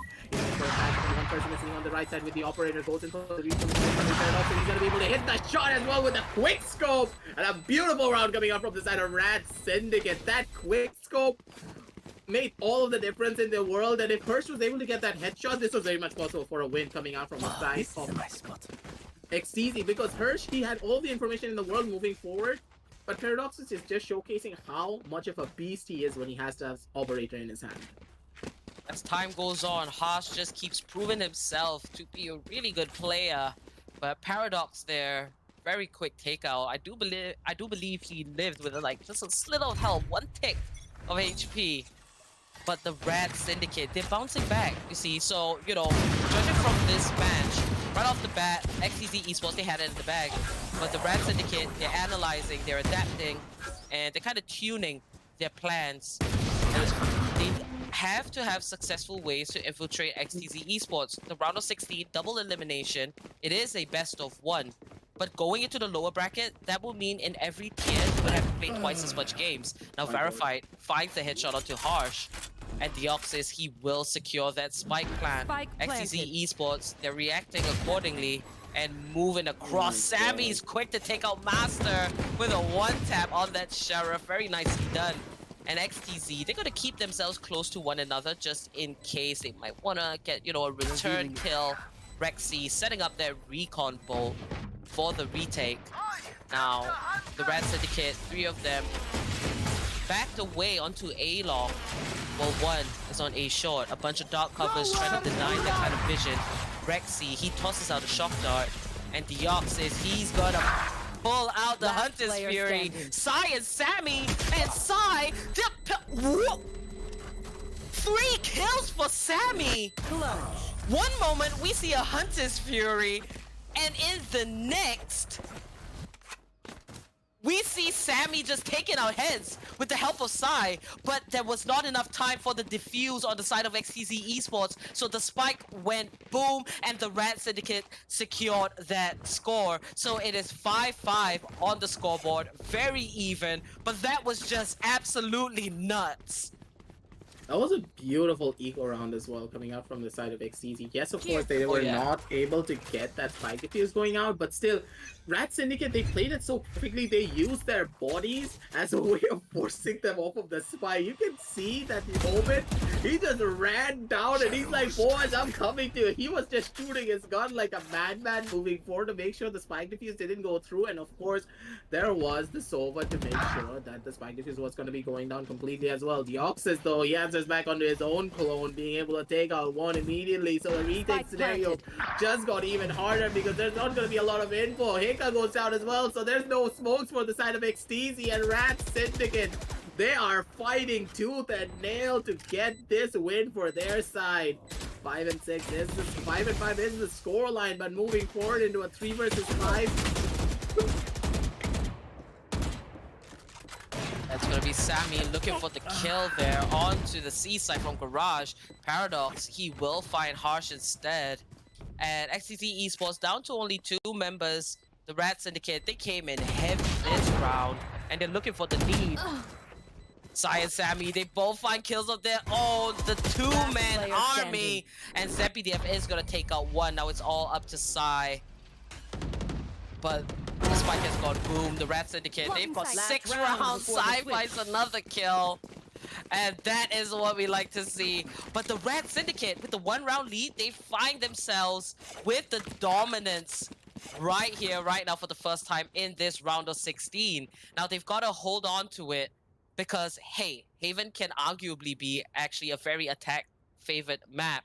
Now, the RAD Syndicate, ideally, they will want to go out of this first half 7-5, but XTZ Esports, they can look for the opportunity to make it go up 6-6. I have a feeling that this is going to be a very close match between both these teams. Players filled with so much experience, and Sai does it again. He's going to fight too! And up onto the crate, there's 3! Sai is losing it! He was at the bottom of the scoreboard, had about 2 frags, 6-7 rounds in, but now he's here to show why he matters. Mike just finding the 4th. Sai, he's going in aggressive, and he's not gonna get the shot, but Hika, he does back his buddy up. That was a beautiful game coming up from the side of Sai. That was absolutely incredible. But ZBTF, he has his own vengeance. He's gonna be able to get another flank side, and he's gonna be able to fight too. But Hika, he does have the paranoid hand still to close him down. And ladies and gentlemen, this is gonna be a 6-6 scoreline. But if Sai, if he starts opping like this, it's gonna be absolutely insane moving forward. And this really does work out in their favor because Sai, he now has the confidence back, and moving into the attacking half, it's just gonna be even better because I stated this before, like when the pause happened, that they do have the Reyna, so they have a lot more of their push potential coming out because of them having a flash. But at the same time, it's gonna be really hard to say because Radmaster, he can single-handedly hold down the garage side with his nades for a short amount of time, but not for long. So let's see how he exactly does it in this time. Now Master gonna toss out that paint shell, and it's in a perfect spot, dropping Sammy and Sai so low. There they are. And now, you know, with the side swap, it's all about the pistols, the accuracy. And this time, XTZ Esports, they're going to be going for the attack on A, making their way through long and short. The Ox is here with the Owl drone, just going to get a little bit of info. Rexy here, it's his turn to scout the area. Now taking this one step at a time. XTZ Esports, the RAD Syndicate, they're butting heads. They don't want to be pushed into the lower bracket. It's not an ideal scenario. Harsh is going to get first blood here in the second half. Picking out Paradox and Verified. Quick to return the kill onto Sammy, thanks to Master with a little bit of peel earlier in the round. Now the Cloudburst dashed out. The Ox is going in for an aggressive push. He didn't check his back. Verified and Master steps in, picks up 2. Harsh is trying to help to ease the pressure off, but it's all down to Hika with 61 HP. Going for the defuse, he drops on the paranoia in perfect position. That's gonna be a clutch from Hika. Brilliantly done. That is how you clutch a round. So calm, so quick. He has only 1 shot at making that paranoia work, and he did exactly just that. Taking the 7th round. The timing from the side of Hika to use that paranoia was just absolutely incredible because he knew for a fact that the enemy Omen paranoia was going to be coming in real shortly. So he knew for a fact that, okay, let's just wait and see. Knowing how the players play, he waited for the half defuse, knowing for the fact that one of them is going to be going for the half defuse, and then use the paranoia, knowing for the fact that, okay, if it's at half defuse, someone's going to try and body block me while I try to go in for pop shots through the smoke. Then he lines up the paranoia, goes in for the swing, being able to get that double kill. Instantly destroyed any form of hope they had to go in for this defensive spike defuse. And they were able to take round number 7 for their side. XTZ Esports, the way they're playing this is gonna be really tactical, but still. He's making his way down with the frenzy. He gets that first kill on the side, but gets answered back immediately with Hirsch finding that kill. Moving forward though, how will they find it out? Hika, he answers back onto ZBDF. They're holding down all of their angles for as long as they can, but already Hika, he's not checking his corners. He does get caught out by Paradoxes as he's trying to cross away, but still, it's gonna be Sami going in for the flank, and it's gonna be a 3 versus 3 retake scenario for their side. Master, he does spot out 1, knows for a fact of where they are exactly for just now, but Sami, he has his crosshair straight, and soon as the smoke is gonna go down, this is gonna hurt a lot, but Last Max player can find the standing. kill on the Sami, but One Rexy enemy answers back with his remaining. own Hirsch. Answers back onto Paradoxes, but he answers back onto Hirsch, but Rexy, he's way too quick with that Spectre, and he's gonna be able to take down his own clone to take round number 8 for their side, but still, RAD Syndicate, they're doing so much damage on these eco rounds. Now XTZ Esports, a little bit more of a momentum shift here, but hey, the RAD Syndicate, they could look for the third round in the second half to try to pull things back. Great nonetheless, down to the 1v1, and Rexy finding that kill onto Deoxys. A very well-placed shock dart as well. Rexy never fails to impress. Now here on the scoreboard, we can see that Harsh, he's leading at the top with 15 kills. What an absolute monster. And XTZ Esports, you know, starting out on the defensive side, we can see why Harsh was able to frag out of his mind. When it comes to My eyes defense, are down. he is the guy to look for. And even on the side of attack, he's just able to make it work. And, you know, when you're playing on agents that are a little bit more defensive, you gotta rely more on your raw aim. And that is where we can see his mechanical skill kind of shine through. Mechanical skill does showcase what he can exactly do, but at the same time, his game sense plays is where he shines the brightest. We have seen Hirsch pull off plays that he had no business winning. Yes, he had showed insane raw mechanical capability, but at the same time, he showed something else. But still, Radmaster, he did a beautiful wall angle on top. He doesn't check the corner. He does get caught out. The spray does come through. And Radmaster, he's going to be able to survive for as long as possible with ZBDF to back him all up. This crossfire was just absolutely beautiful. But Hirsch, he has his own vengeance. He finds one or two verified, but still, it's not going to be enough as Deoxys comes in from the sidelines to clean him up. And we're going to be watching it down in the instant replay one more time. This crossfire was just beautiful. Indeed, Master managing to survive 6 bullets and uses 5 to secure the kill onto Rexy there. But great backup on the side of the RAD Syndicate. And they do look a little bit more in their element, considering they have those buys as well. Today we might just see teams just completely taking everything that we know and understand about Haven and throw it out the window. The thing is, the tricky thing about Haven is that you can do so well on enemy attack, remaining. but it is the map with the most comebacks and the most close games. Now the RAD Syndicate just obliterating the entirety of XTZ Esports. Do take note that it was somewhat of an eco half-buy round for them. And it's all down to Sammy. Last minute standing on the Bucky. Pumps ZPDF right in the face. And that is going to be a flying jet. Sammy is trying to burst Paradox down, but it's not going to happen. The RAD Syndicate bringing the scoreboard back to an equalizer. Why is it do you think that on Haven we've seen the most overtime matches?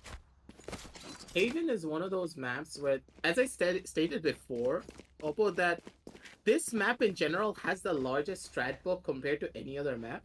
Let's say that a team has about 10 strats. I'm lowballing it. Let's say there are 10 strats for every single site. In general, there are 30 strats for site executions itself.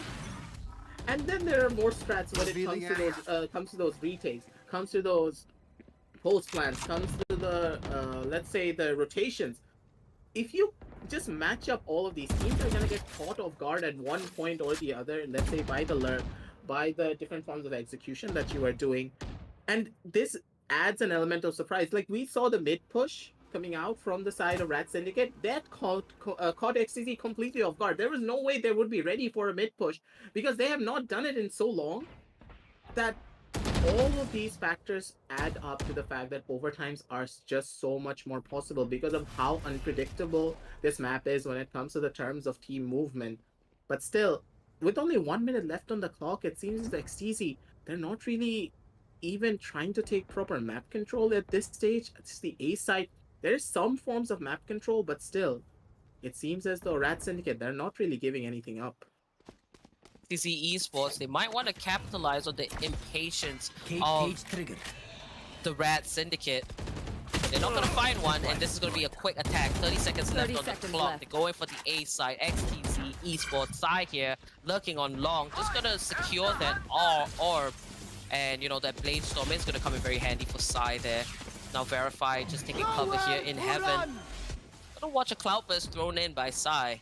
And Hika watching out for the backstab. He's gonna take out Paradox, and this is perfect. That might just put a dent in the RAD Syndicate's plans for a retake. 1-for-1 trade, 2-for-2.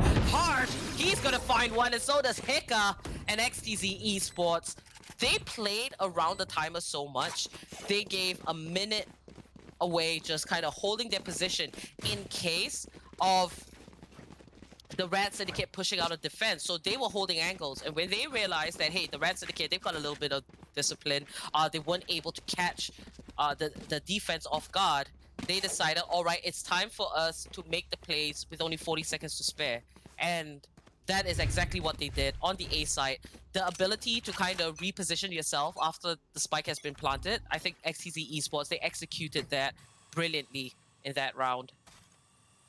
I have to give it to Hika though. He was on that lurk and holding down the flank so well that you can see Hika being so disciplined, not even giving a single bit of noise of his presence and catching Paradoxes off guard. Getting that flank was the biggest reason they were able to win that round. They didn't really have to worry about anyone else coming from the back end. In that kind of situation, as Master, he does have the showstopper in hand, but Sai, he's an absolute madman with his entire team just rushing down from the side of Garage. They mow down the entirety of the C side, and the bodies are just piling up on C, ladies and gentlemen, and the spike has gone down and verified the lonely little Cypher making his way down from the side of CT to see what he can find. But at this point, this round is going to be going in the favor of XTZ Esports. And again, Oppo, it's going to be back and forth rounds where the economy, they're going to take massive hits for both sides. Indeed, the RAD Syndicate dropping the ball here. XTZ Esports is almost like they've cracked the code. And they figured out what it is they need to do. Verify, finding the headshot onto Sammy. A great paranoia does connect onto Verify, but he's down to 10 HP. He's got to be quick. And Verify finds the kill onto Hika, but Hearth is there right behind him in the window and takes him out. But that's going to be double digits for XTZ Esports. A very nice and quick rush through Garage and Long, going for the quick take. And, you know, so many frags. Sammy here being able to find the double. That was just insane. That kind of situation leads me to think that Sammy's probably cursing the fact that he chose a Phantom and not a Vandal in those kind of situations. He literally tapped Verified in the head before Verified even hit him once. And then he dies to the Vandal one tap. That happens way too often. But that doesn't happen always, but that happens often enough that you want to curse the fact that you're using a Phantom, but then again, the Phantom's such a good gun, just as Shami showcased. Being able to take out ZBTF, Hika finds his own kill onto Master as well. The rounds are going beautifully in their favor. XTZ, they took away map control. They're able to find the picks that they need to. And leaving only Paradoxes with his knives to try and fend for himself. As XTZ, they're just holding their grounds. They're not even going anywhere. Knowing for the fact that, hey, RAD Syndicate, there's only one member remaining and he has to come to us. Feels so close yet so far for the RAD Syndicate, but Paradox so aggressive here. He's gonna find Rexy. The cloud burst comes out. That's a double for Paradox. He's in the air, and Sammy takes him out. A 3K for Sammy. 11 rounds for XTZ Esports, and the RAD Syndicate, I think they're running out of juice here because XTZ, they're just taking these rounds consecutively at this point. And, you know, I do feel like the RAD Syndicate, they have it in them to put up more of a fight. But XTZ, you know, when you have Sammy, Hika, Sai, Harsh, all these players in the team, it's going to be hard to go against them because they're so brilliant individually. Now, Deoxys will be leading at the top of the RAD Syndicate. Let's see if he's got anything to pull out. Sai's gonna win the ARP battle this time. I think there's a silent war going on between the Jets, but hey, all in friendly competition. Now, XTZ Esports, they're gonna make their way down a short and long. They do have Sai watching the mid window. Might have to back away as he has been detected by the recon bolt. Camera taken out. Master in Garage. Might have to go for the rotation soon. Verified. He's gonna spray. And he's getting tagged as bullets fly through. Now Deoxys with a beautiful shock dart picks up his clone. Rexy, he's not gonna feel too good about what has just happened. Harsh secures the spike plant. And now Verified He's looking for the kills. Now he has information inside, hopping from long. ZeppyDF's gonna get a kill, but it's down to a 2v1. Sai whips out the Blade Storm, and he's making his way through. What is he looking at? ZeppyDF takes him out with a nice headshot. And this will be an easy defuse for the RAD Syndicate in a very successful retake here on the defensive side. The time is now for the RAD Syndicate to come back, or it's just going to be XTZ Esports going over to the quarterfinals and the RAD Syndicate having to go for a very long journey fighting in the lower bracket. It's kind of like this. The fact that RAD Syndicate are able to get away with this round just goes to showcase what kind of a team they exactly are. They're using their movement to dodge out a lot of these shots, and the main issue with an operator is that when you have an operator on your side, you're gonna be having a hard time if your opponent knows how to move against an operator. And in that situation, we saw Verified just jiggle left and right in such a way that he made sure that Sai, even if he has that operator in hand, it's gonna be such a hard time for him to hit that shot properly. And he was able to dodge it all out, and Sai, not really being able to give a lot of the backup that his team needed, made sure that the lower part of the site was completely in a 1v. Zombie, that was an insane shot on the Paradox, and that slide peek coming out from him was beautiful, being able to take out one. But then again, the Hunter's Fury as well from the side of Deoxys, he does find one himself, tagging down his clone to very low HP, but at the same time, the man advantage is in the favor of it's in the favor of RAD Syndicate. But scratch that, I never said that in their side. It's gonna be XTZ answering back with their own, just piling down the bodies. But Deoxys with his shock dart, he finds another kill onto Hirsch, evening out the playing field just a little bit more. But already, Rexy, that's such low HP. Deoxys not gonna be able to find that shot just yet. Hunter's Fury has been used as well to try and stop this out for as long as they can. He's able to tag 170 HP in the name of the Cypher as he goes in for this retake. The recon does go through, the Cypher does go down, and leaving poor old Deoxys defend for himself. And Rexy, even with the 7 HP, he's able to get 3 kills for himself. And the spike plant and the round win for the side of XTZ. We're gonna be moving into match point, ladies and gentlemen. Very well played round there for XTZ Esports. They're looking to close this out, but it's all up to the RAD Syndicate to try and come back here. But Deoxys in this round, I did particularly like him. I do feel he goes under the radar, but some shock dart kills that he has got in this match has been insane. The angles and whatnot. He is a true Sova main. So this might be the last round for the RAD Syndicate.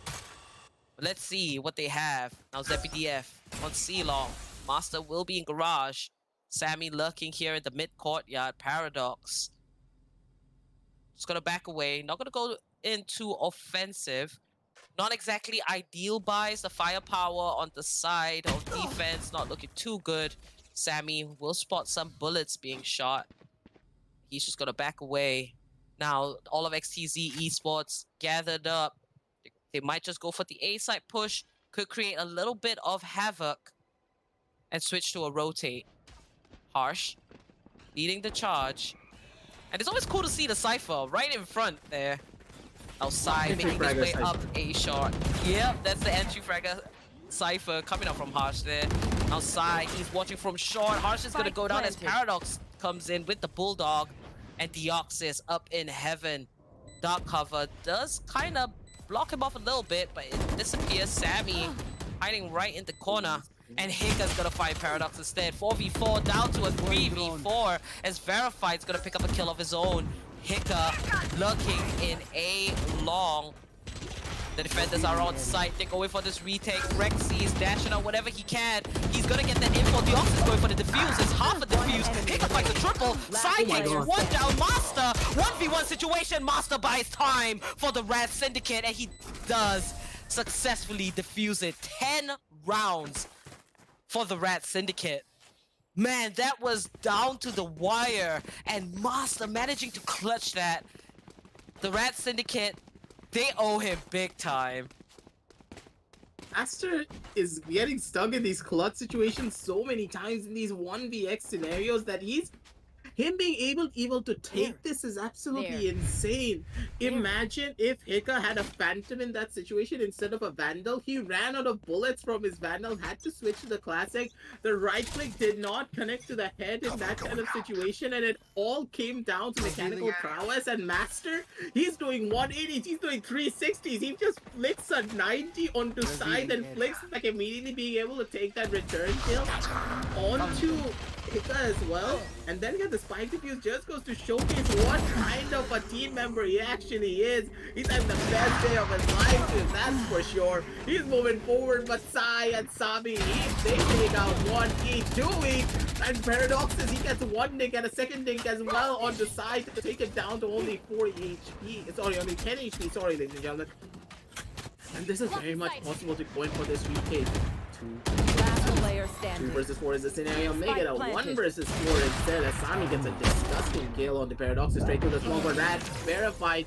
He does find 2 Attackers kills, win. 1 on the side, 1 on the Rexy, but it's not gonna be enough. Zika goes in for the swing from the side of Green Box to clean it all up, and this is gonna be a match win for the side of XTZ Esports, and they're gonna be moving forward into the quarterfinals. Man, that was an explosive game. In no way was it. I wouldn't say it was a dominant performance from XTZ Esports.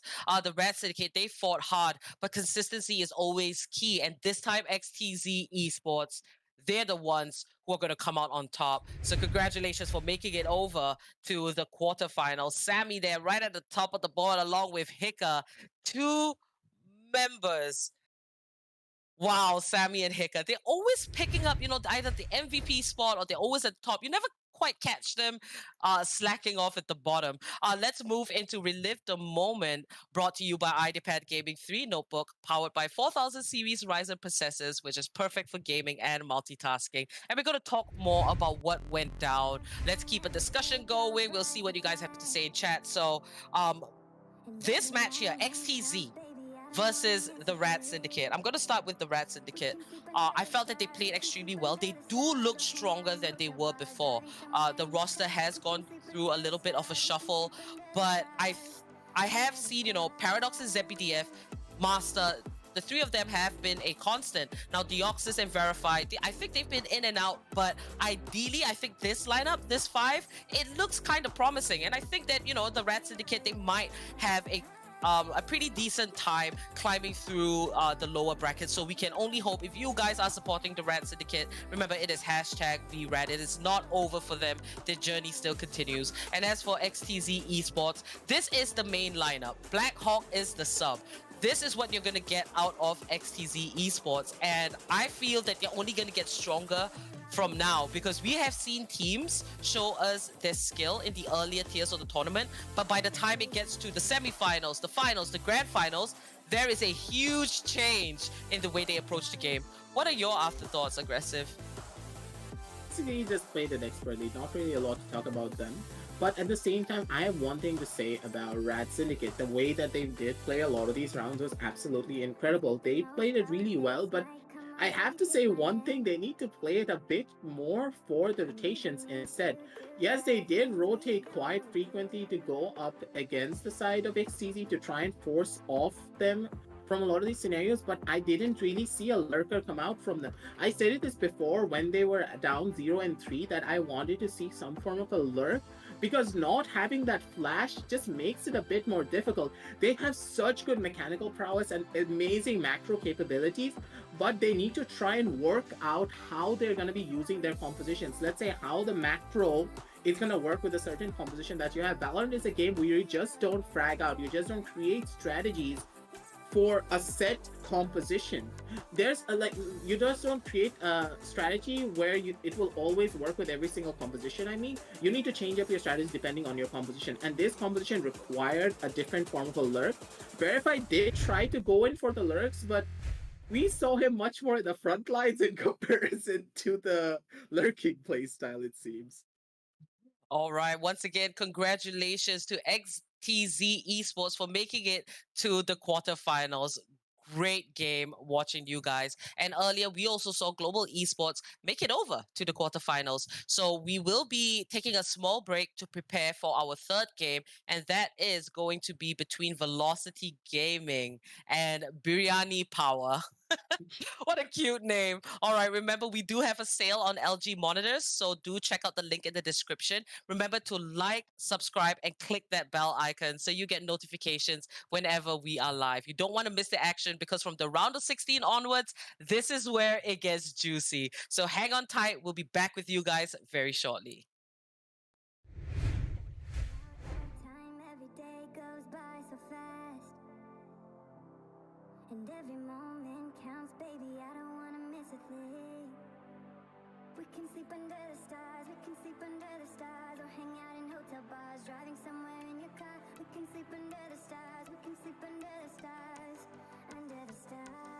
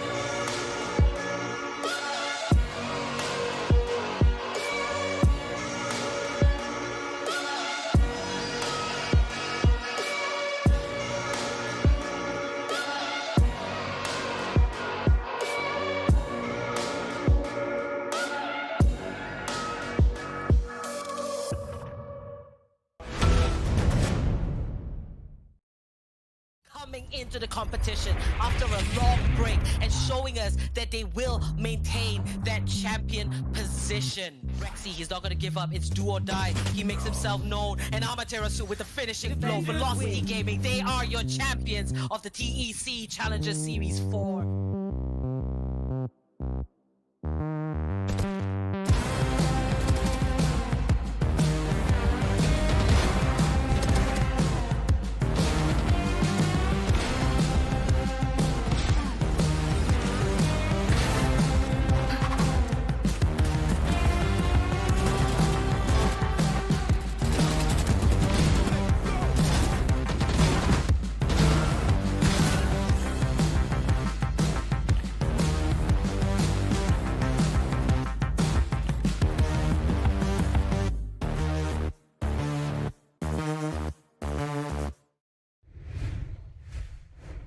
Hey guys, and welcome back to the LG Ultragear TEC Challenger Series 5. Powered by Ideapad Gaming and AMD, we have AFK Gaming as our media partner. We're back with the third game. This time I'm going to be joined by CA, caster, and analyst. How are you feeling, CA? I'm really excited. We haven't got to see a lot of Velocity Gaming in this Series 5, but we finally have a chance to see our defending champions in action. And they're against Biryani power, so we'll have to see if they can get that power. I know for sure, though, there's going to be a spike in those food delivery orders today after this match. Yes, it will be Velocity Gaming versus Biryani Power. This is going to be a good one. I mean, we are in the round of 16. So, Biryani Power, they're going to pack quite a punch, but up against the defending champions, not only are they defending, Velocity Gaming, they were champions of Series 1, Series 2, and in Series 3, they took a break, came back in Series 4, and they are basically our defending champions. So, they are at the top of their game, VLT, going undefeated, always taking the title. As long as they are around, they are expected to go right to the end. Now, Biryani Power, if they actually have what it takes to send VLT to the lower bracket, that's going to be really spicy. And here it is, the second Haven map for today. We're going to have Velocity Gaming starting out on the side of defense and Biryani Power on the side of attack. As always, Velocity Gaming, they try to maintain a step ahead of their opposition, try to adapt to what has been shown in the international meta again and again, and you can see that come out in this pick here. Xcali, I'm 100% sure he's baiting me with that Sky Hover. It's likely gonna be a duelist picked up for him, and you can tell that because Hellfighter already with the Omen locked in is going to be a triple duelist lineup for Velocity, and that's something they showed very recently, but we haven't really got to see in our series yet, and I'm really excited to see that in action. For Biryani Power, they need all the power they can get because this map, traditionally, Apple, we've seen this from Series 1. We know exactly why Velocity is so scary on this map. It's considered one of their fortresses. Indeed, and we did see Haven in the second game, where the RAD Syndicate they got pushed to the lower bracket, and Aggressive and I we were discussing, and we kind of figured that when it comes to Haven, something that is very important when you are forming your team composition is to have at least one agent with a visual impairment skill. So in this case, in Biryani Power, we can see that they have that Phoenix, so he is gonna be the guy that I'll have my eye on. I want to keep a very close eye on him to see if he's gonna be able to set up those attacks, or if he's able to kind of stop the attacks once the sides have swapped. Now on the side of Velocity Gaming, we've got two. It's gonna be Reyna, and I believe it's gonna be the Phoenix as well. How do you think that is going to match up? Looking at both these teams and their compositions here, CA. So Velocity Gaming, like we know Haven to be an attacking map traditionally. Now they've got Excali on Reyna and the Phoenix coming off Amiterasu, as well as the Jeff for Antidote. It's just going to be havoc all around. They're going to try to push in multiple angles, try to get as many duels as they can. And the best way for Biryani Power to counter that is to try to play a control playstyle. Like try to two-stack a couple of sites, like two-stack the garage, then go for the peak. Find the double or triple peaks and find the trades against Velocity. Because what Velocity don't have is that sentinel that can control the round later towards the defensive side. So if Biryani Power able to do well against Velocity when Velocity on attack, they could set themselves up really well. Indeed, you know, so Haven here, it gets a little bit tricky because in the previous game that we saw, it was very hit to hit. And Aggressive also made a point that when you're looking at Haven, because there are 3 sites, it is a map where there is endless possibilities, endless opportunities, and it just makes all the different variables go up when the compositions are different. Now, VLT, I do believe here in the Challenger series, they kind of made Haven rise up to fame because they were just so good at the map. They figured it out. Amaterasu, he always takes out the Phoenix when it is on Haven. If it's on other maps, you know, usually we see Amaterasu on that breach. So you guys keep your eye out for the Phoenix on the side of Velocity Gaming. And now, you know, we had a little bit of a chat with VLT as well. And, you know, they said that Excali is going to be that one member where he is left to his own devices. So, you know, Reyna is perfect for Excali. On Reyna, all you have to do is just frag. Frag out of your mind. You're on your own. Go do what you can. And also, you know, when VLT, they're going to be on the attacking side. That Lear is going to be very useful. We saw that when Sami was on the Reyna as well in Haven. It proved to be really good. Now, on the side of Biryani power here, now we're looking at Sova. Now, do tell us why Sova is also extremely important when it comes to Haven. So the idea behind Sova is that he has so many lineups when it comes to Haven. I think we saw that in the matchup between XTZ and RAD. Rexy with his constant shock dart lineups, able to disrupt the flow of the attackers so many times. And the way you can use a recon bolt across multiple sites, make sure that Sova, he's a versatile pick that you can move around like a chess piece. Now, for Biryani power specifically, like this composition, not having a jet, I feel like is gonna hurt them a little bit because of the fact that generally you want an Opper in your team. Jet normally consider that Opper. The fact that they have a raise instead of the Jet, I'm expecting much more aggression for Biryani power. And talking about aggression, is Biryani power on the attack now, aggressively pushing into A side, already looking for that side control. The Velocity, they're answering by coming for retake, going for the flanks.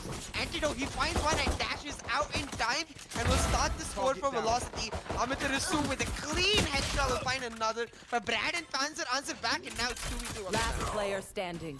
Biryani power coming in hot, but Excali is going to come in with the backstab. Perfect time as he picks up a double there, saving right to ace. And VLT gaining the first round for themselves, but Biryani power a very quick attack, and VLT were just able to respond, I think, much more quick than they expected. Now, if we do keep our eyes on the minimap, we can see Excali is coming right around the corner. He's coming in from the back, and that is ideally what you have to do. I do feel that Biryani power, they should have had one guy just watching the backstab, and, you know, they might have had a better chance there. So it was down to the 2v2, but VLT, they came out on top. Now right to ace, letting out that recon bolt to secure that orb.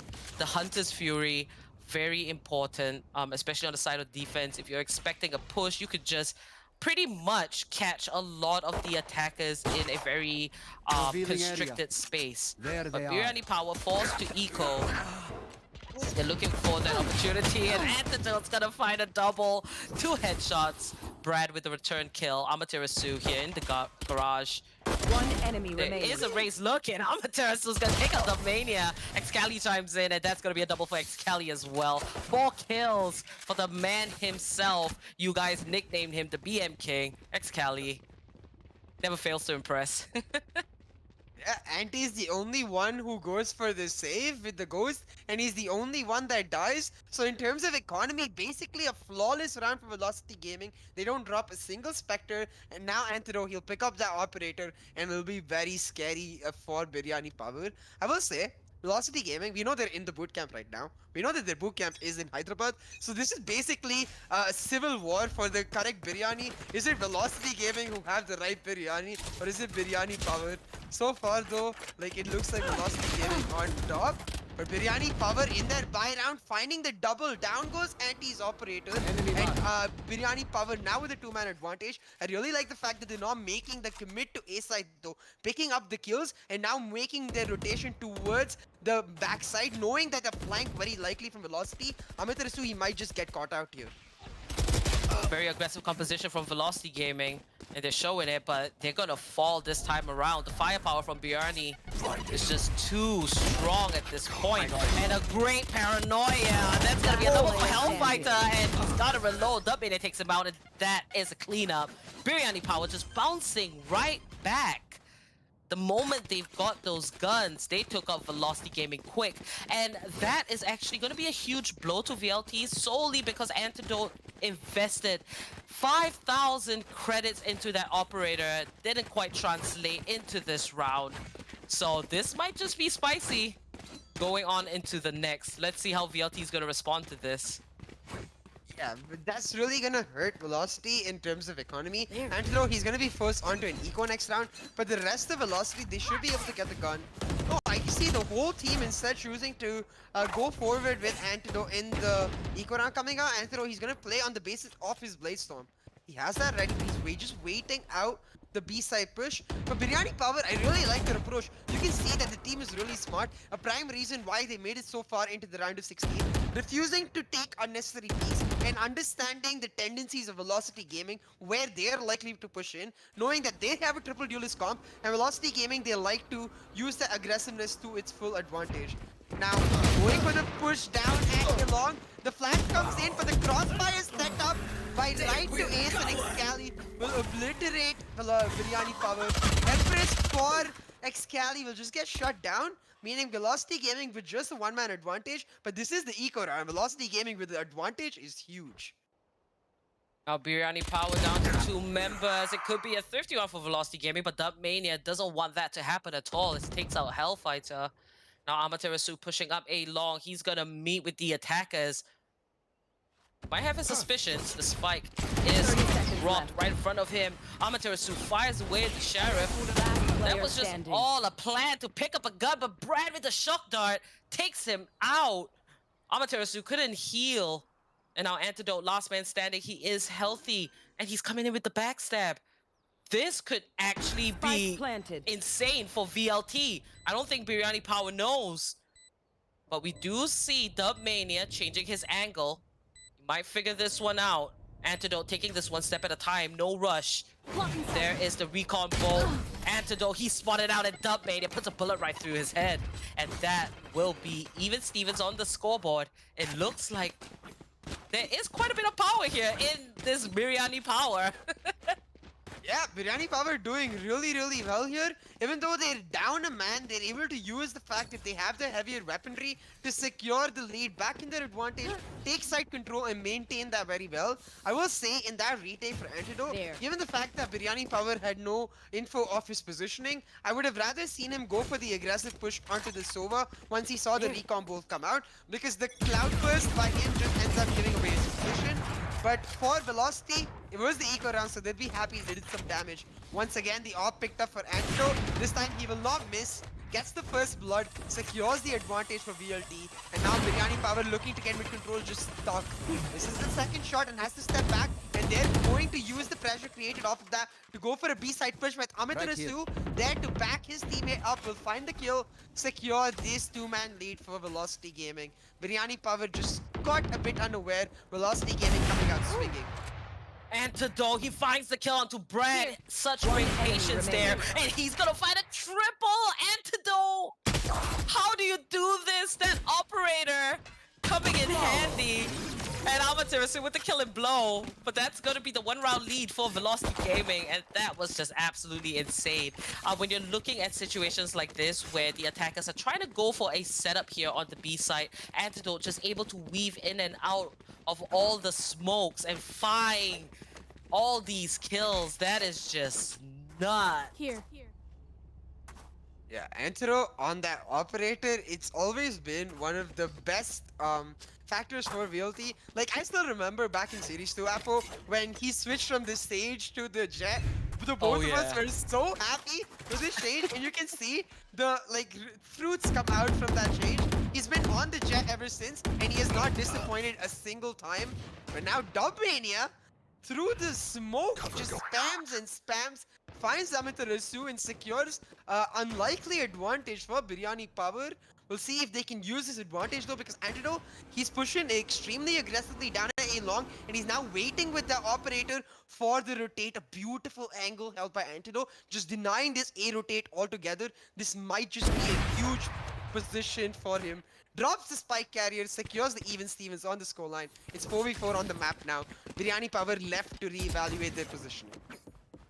Excali just gonna pull it back and retreat into the garage window. Meanwhile, Antidote with the operator on a long. Almost a potential kill, but Biryani Power just backing away and going for a set of different plans. Now, they do have a little bit of time to work with, but it is only 40 seconds. Might want to pick up the pace. There are still 4 angry defenders lurking around. Excali's gonna find one onto Dubmania Beyond with the return kill. And there it is, Biryani Power making themselves known on the B side. Hellfighter, this time on the Omen, a very aggressive composition set up by Velocity Gaming. And to see Hellfighter so versatile, let's see what he's going to be able to do here for the potential retake. Brad getting that spike planted, 30 seconds left on the clock. And then Recon Bolt is going to spot him out, 6 HP. It's not ideal. Brad, he's going to push. And right to A is going to take him out. 1v2 situation. Biryani Power, Beyond. Will he defend this spike? He finds the 3rd kill. And if he does this, it will be a 4K. Right to Ace has that information. He's going to go for the challenge. But Beyond with the clutch. Beautiful headshot on that Vandal. Biryani Power, 3 rounds for the attackers. Beyond coming above and beyond for Biryani Power to pick up that round and make it even on the scoreline. Beautifully played, because the way it went in the initial stages after the op kill that Antidote picked up, it really felt like Biryani Power had no sight to particularly enter, given the fact that going back to C would mean exposing them to C long. They do really well though, acknowledging that they have the running back ready, clear out B site entirely, go for that push onto B, and then playing with really good post-plant positions. Beyond with the 4K, able to secure an even scoreline. Now Amaterasu with his own run it back in combination with the Hunter's Fury. He'll be right to ace to Beyond. But Brad right there to answer it back. Remain is 4v4 on the map. Amaterasu, he just has to back up, throws out the hot hands, and repositions up at Antidote. He's going for the aggressive peek, and he's going to find one. Dash right out of the way, and that's the advantage for Velocity Gaming. The matchup so close between both of these teams. Props given to either of them for making sure that we have this entertaining setup for us. But now Brad, he has the info. He's going for the Hunter's Fury, but he's not going to be able to hit the true Hunter. Right to is able to dodge out 2 of those tags. Now Biryani Power, a man down. That is a disadvantage. And Antidote watching from heaven. Biryani Power, they're going to take this one slow. And what is interesting to see, this is the first time we are witnessing a game with Biryani Power. But we can tell that they have had a lot of practice. They've thought about their strategy and how they want to go about things. Now, with the Phoenix gone and the Raze, Sova ideally should be the one to look for the next opportunity. Less than 30 seconds. Biryani Power's got to pick it up. Panzer has the ultimate. Doesn't have the spike, however, but he is going to try and get a little bit of info. He does get that on the C site. Hellfighter just waiting it out. Less than 10 seconds. Is about to approach. Hellfighter's going to spot one. He goes down. Amaterasu gets a double, but Maximus the spike. returns that kill. 2 seconds left, and it is not going to be a round for the attackers to take. But Maximus here, just gonna go for that save. And 1 round lead, this time Velocity Gaming. Seesaw kind of scenario, CA. Yeah, and this is really gonna hurt the economy of both teams for Velocity. They're just happy that they're able to secure the lead just yet, because as I said in the earlier stages of this map before we got started, for Velocity Gaming, the true potential of their composition comes online in the attacking half. For them, this defensive half is about making sure that Biryani Power are not able to secure a massive lead, and then going into the attacking half when they are able to dictate the tempo of the match, when they're able to dictate the pushes, that's when they look at their strongest. Now 4-3, this thing that Velocity do, always taking control of A long, that's something that I really like, given the fact that you get the ult point control and you're able to get those extra ultimates out in the round. Those ultimates getting a huge advantage. Now Amaterasu, with the help of right to Ace's recon drone, able to find a beautiful wall bang. First blood for Velocity Gaming, and I think Biryani Power a bit shaken by that kill. Oh my goodness, that was a brilliant display of teamwork there. Amaterasu right to ace. But meanwhile, in the mid courtyard, Beyond looking into the B side, Excali station around the corner. Just gonna put out that fear. That is gonna stop a full-on push. Now Excali's got that information. We can see the defenders. They're gonna shuffle and shift themselves. We do see Hellfighter going very aggressive on the side of C Long. Now Dubmania with the showstopper. Not gonna pick up the kill as Brad secures it instead. Right to Ace here in A-Link. Takes a peek and the dark cover is just gonna stop him from pushing through. But Amaterasu, I don't think that's gonna stop him. Might just wait it out. Go in a more calculated manner. Hellfighter with the backstab. And he's checking every angle. He's gonna spot out Panzer. And that is what you call game sense. It's gonna work out really well. The paranoia connects to Beyond. Second kill for Hellfighter as right to Ace chimes in as well. Brad's gonna find him. 33 HP and a Spectre in hand. And that is Antidote taking him out from the back on that frenzy. And Velocity Gaming, they've had a taste of what Biryani Power is about. And now they're just kind of setting their foot down. 2 rounds in the lead. If anything, the attackers, they've got to bring this next one back. Or it's going to greatly hurt them towards the end of the first half.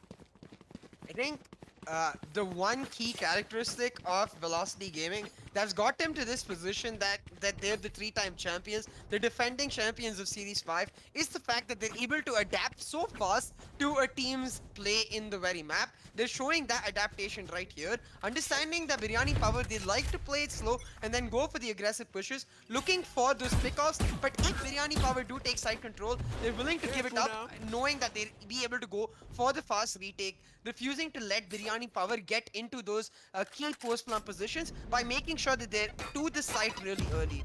Now Biryani Power looking to counter all of that, going for a fast execute onto C, but it looks like this prediction has been made. 2-man practically, Amaterasu finding 3 headshots, the triple baby coming out for the Phoenix, and Velocity Gaming almost securing the round here. Amaterasu right to Ace, they cleaned up that round quick. 6 for Velocity Gaming. But Amaterasu, you know, even when he whipped out that pistol for the attempt of the 4K, he did connect the headshot, but it wasn't quite enough to kill his target. And that's 1, 2, 3. And this 4th one, there it is. You see the headshot, but Beyond with the Sheriff, that is just going to reign much more superior. But VLT, they've got the groove going. Don't screw it up. Come on, let's go! The way VLT able to get these ultimates again and again, it's so important to run it back from Amaterasu. He gets the info only though, not able to get the kills because of a timely hot hands coming out from the side of Biryani Power.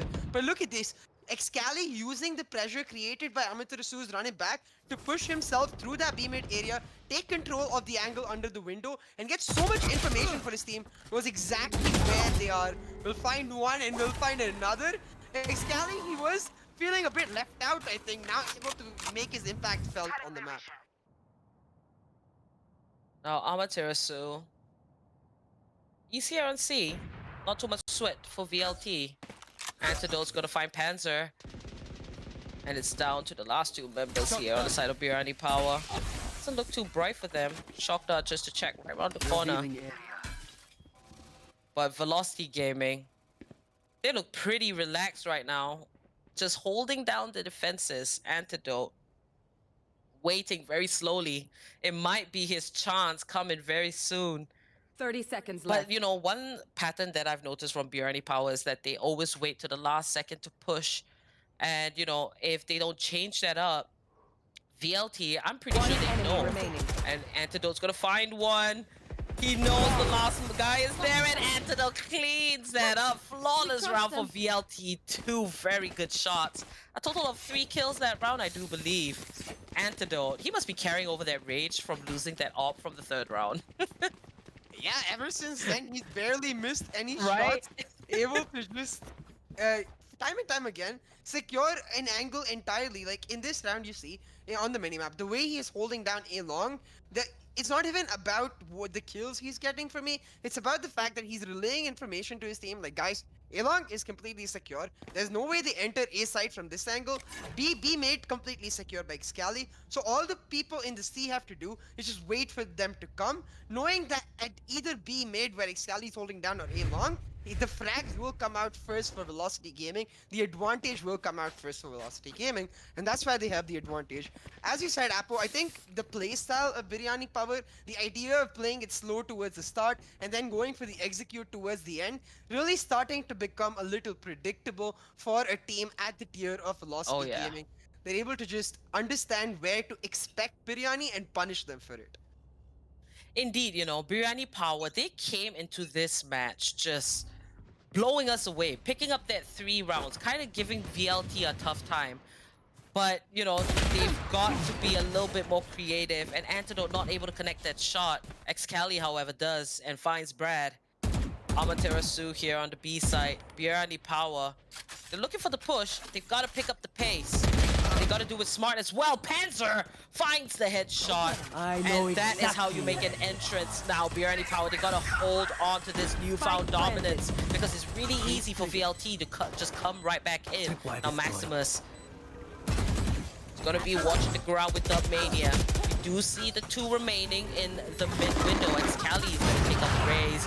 Maximus finds one. Xcali with the triple. He's looking for the last 2 members, and in comes the Hot Hands in good time to stop any potential diffuses. But that just gives VLT the information of where they're at. Xcali with the 4K. He's going to find the ace. Xcali! Xcali! Hey. Oh my goodness, Xcali! Wow! Last round in the He half. just did the retake by himself. Yep. One-man army Xcali. You know why I think the Reyna is perfect for Xcali? Because every single laugh she makes after she gets a kill, the ha ha ha, I can imagine him doing exactly that after he gets his own. Xcali just dominating this round for Velocity Gaming and picks up the ace for himself. Was feeling a bit left out in terms of the fragger board earlier before this with Anti leading, but I expect, yeah, as you can see, Xcali now with 14 kills to his name after that ace, leading the charts for Velocity Gaming. Anti is looking to pull himself back to the top, finds the first blood, now has to back off because of the flash. But this slow playstyle of Biryani Power is not punishing Velocity Gaming for taking up aggressive positions. You can see this time in C long, they go for the aggressive push, pick up that ultimate orb, and now secure the flank for themselves. Amaterasu relaying so much information about the positioning of Biryani Power, allowing Antidote to go for this aggressive push. But Anti gets punished for that, and it'll be Panzer taking him down. But all of Biryani Power now making their way towards C into the hot hands of Amaterasu. This might just be destruction. Amaterasu, he's waiting for it. 1, 2. Amaterasu finding the double and killing the spike carrier as well. So now that he has that info, VLT, they are scrambling to give Amaterasu a little bit of backup. But Dubmania is quick to take him out, retrieve that spike, and now Xcali is going to be the next man. Takes out Dubmania, and it's all down to Panzer. 30 seconds He's left. gonna find Xcali instead. Right to ace, Hellfighter. 2v1 situation, 25 seconds left on the clock. Panzer's gonna pick up the pace, and he is not in a favorable position whatsoever. Last round before the swap, no point saving. Panzer, make your way through. 14 seconds. I don't think this is gonna be a round for Biryani Power to potentially take. And it was the ultimate that was popped on the side of Panzer. He's gonna get that plant. No! Hellfighter finds him instead. Headshot. And I like the way Hellfighter and Right to Ace was spread out at that last moment there in the round. It was a 2v1 situation. We saw Right to Ace closer to C and B, and Hellfighter A and B. So to be able to stop Panzer right there and then was a really great move. So ending off at the first half, 9-3.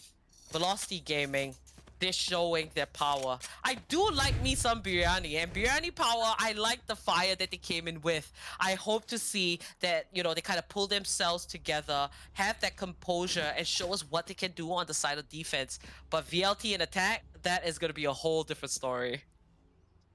Yeah, VLT on the side of attack, The dominance you saw, them taking control of particular sightlines, like A long or C long was what we usually saw. In the defensive side, that's going to be much more enhanced now that they get to decide where they want to push in.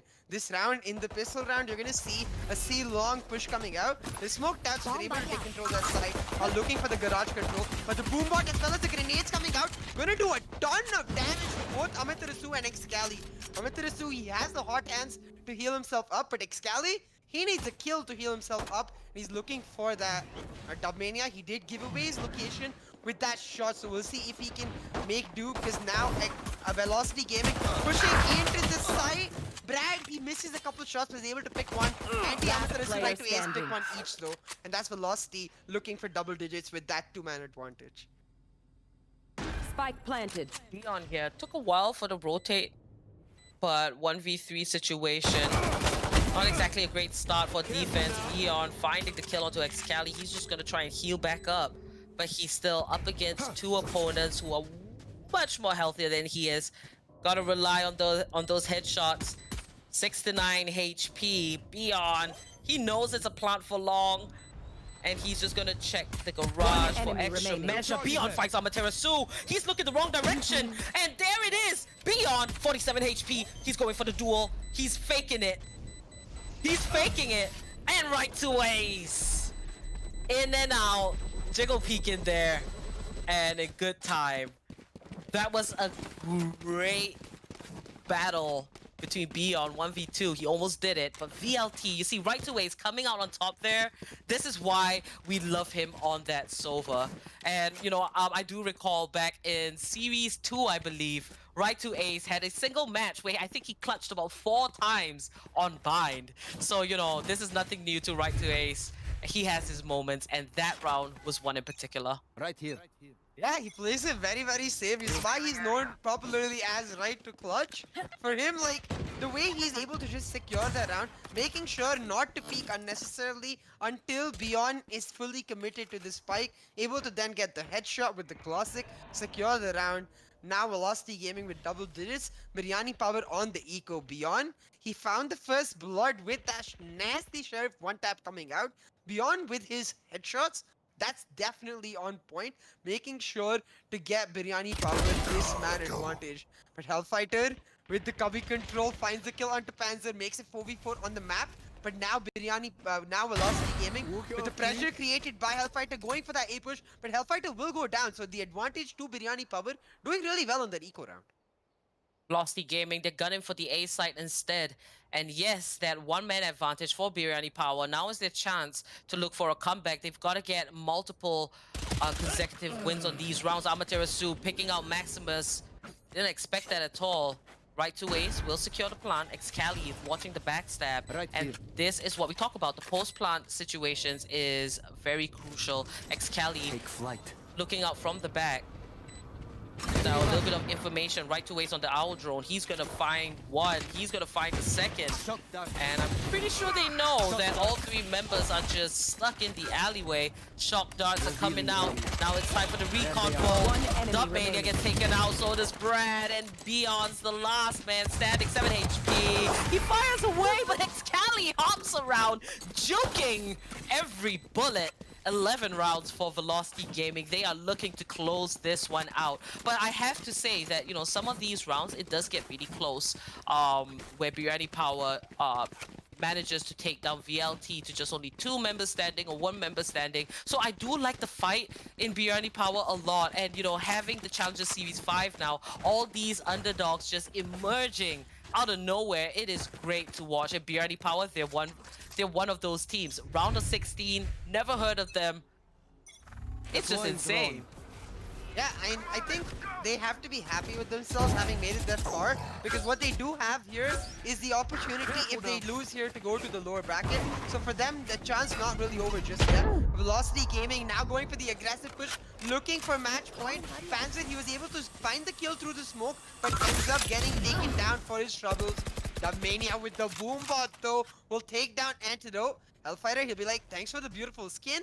I'm just gonna take that, get the Phantom for myself, and now look to secure this site. Amaterasu is going for the plant, but Joke's Biryani over. Power, You're they have the dead. advantage, and they have the ability to push in with this aggressive retake. The running back did get popped for Amaterasu. He's just using it to clear off the push, delay as much as possible, and a really nice running back. We don't see such ultimate usage come out from other teams. The ability to just use Last it player unwillingly. standing. Dubmania 8 on the retake. Biryani Power with the round. Biryani Power stopping Velocity Gaming from trying to get that quick match point. This was an extremely great round for themselves. And, you know, hopefully they've kind of figured it out and they're gonna just continue pushing VLT and, you know, taking all these rounds for themselves. But the fourth one for Biryani Power, I like the way that panned out. They look definitely a lot more composed. And Amaterasu here, he did his best, but he did get caught off guard. The run it back kept him safe, but the push here from Garage was ultimately what took VLT by surprise. Goes here. Yes, this should do. I think for Biryani That Power, goes there. at this point, it's about trying to just be as unpredictable as possible. You saw Panzer doing that with the spam towards Silong, able to pick up the kill in the last round. And that unpredictability is what will try to get them the edge in this matchup. Now, Velocity Gaming, they're like, that fast execute didn't work out. Let's just completely flip the script. Play extremely slow, spread out, leave the spike, look for picks, and then look for the side push. Using the Leer now to take garage control. They'll be right to Ace on the other side of the map though. In Ace was picking up the first blood. And now this Cypher for Biryani Power, caught between a rock and a hard place. Amaterasu right to Ace on either side. All the Velocity Gaming going for the rotate. The Cypher with no utility on his lonesome to hold down the side. Now Maximus, he's going to be taken out by Antidote with the Blade Storm. 24 HP, he still might want to go. This is Antidote for you, very aggressive. Now he's got to be quick, he's got to be accurate if he wants to live and pick up more frags. Antidote's just going to take a little bit of a chill time in the corner. Excali finding a kill. Now he's back One enemy out. remaining. There it is, Excali. He's going to be taken out by Panzer instead. Last man standing, Hellfighter secures the plant. Panzer, he sees all those bullets just flying at him. Panzer, he's holding it out. He finds Antidote. Now, one step at a time, Panzer. If he does clutch this, it will be an ace. Now he's just gonna fake a teleport there. Cover going But VLT, they're looking in his direction. He might just get caught in a crossfire. Panzer finds a triple. He could potentially do this. Taking it very slow. Panzer making his way across. He's gonna come from a completely different angle, and Amaterasu, he knows what to expect. Years of experience coming into play. That is match point secured for Velocity Gaming. Yeah, I mean, 12-4 now for Velocity Gaming. For Biryani Power, they're unable to really hold on to their advantage. Like, even though the Cypher doing really well to secure that site when he... No, sorry, the Cypher doing really well to secure the site when Velocity went for the push. On the retake, the fact that Biryani Power down a man becomes really hard because Velocity Gaming, they don't get baited. They just hold their positions. Panzer went for the fake TP to try to pick them out, but they was like, no. You have to come to us, you have to go for the defuse, and that patience is what Velocity Gaming able to utilize to now secure match point. Once again, going for the spread out approach. Hellfighter looking to take Silong control though, gets caught out by Panzer. Panzer with just the stinger. Mania with the judge, he'll find another, but now Amaterasu with the return, making sure it's 4v3. Ape secures a two-man advantage for Biryani Power though. They went for the first buys like they had to given the fact that it's match point. And Biryani Power making it work. They're definitely a team to look out for in the future. Now Biryani Power trying to buy a little bit more time for themselves. We do see that Dubmania has his ultimate very much ready. But on the side of VLT, they're going to play this one slow. Amaterasu, he's got the spike. Just waiting right around the corner. And right to Ace. I don't think they're gonna attempt this. Or are they? 40 seconds left on the clock. I love Biryani and I love Biryani Power. You can see the fight in them. Not a single round where they look like they're giving up. They're still playing it to the T. They're doing everything that they can to try and stay in this competition here. Round of 16. Double elimination does save them. So for all you Biryani Power fans, it's not the end for them just yet. And not the end for them in this round as well. Now, less than 15 seconds on the clock, right to Ace. He's going to reunite with 10 seconds Amaterasu. left. Velocity Gaming. Shot done. They've created enough havoc. Now, Biryani Power, they're Last coming in player with the standing. rotate. And they tried for a knife onto Amaterasu. But Brad with the shock dart there. Right to Ace going to find a kill of his own, but he's going to get hit with the backstab. Panzer's there. And it looks like they have learned from their mistakes. Biryani Power, they secure the 5th round for themselves. Biryani Power doing really well with the force bias to secure that round. But Velocity Gaming caught a little off guard with their aggressive pushes. First was Long Hellfighter getting caught out, and then in the garage, Excali getting caught out, meaning that Biryani Power able to use that 2-man advantage really well, and now pick up the guns for themselves going into the next round, forcing Velocity Gaming into an eco, a chance for them to start pushing back the pressure and really taking the fight to Velocity Gaming. If we see a comeback, I will absolutely lose my shit because there's 7 rounds left here, and for Biryani Power to pull off a comeback would be absolutely phenomenal. Velocity Gaming, this is the eco round, but they've got multiple ultimates ready to themselves, so if they can get a couple picks here, these ultimates might just help them secure the round. You can see the way they're playing. They're going for the fast push onto A. Excali, he's just on his lonesome, holding down the flank. This positioning by Velocity is absolutely unique to them. Very few teams do this. It might just come up huge. Now the trap fire is broken, the dash is in. Velocity with the side control, looking for their picks, but Biryani Power, so patient, just waiting it out, refusing to get baited by Velocity's action. Spike planted. Oh, Spike. It's ticking, and now it's all up to the defenders. Beyond's gonna find Excali, taking out the insane fragger of the team. But remember, VLT, they're well-rounded. Now Beyond, he's spraying, not gonna find it just yet. Amaterasu is gonna take out Maximus, and the defenders has to pick up the pace here. Antidote with the double. Brad trying to save what he can, and right to Ace. Attackers Thrifty win. round for VLT as they end off this match here in the round of 16. Congratulations, Velocity Gaming. You guys make it over to the quarterfinals.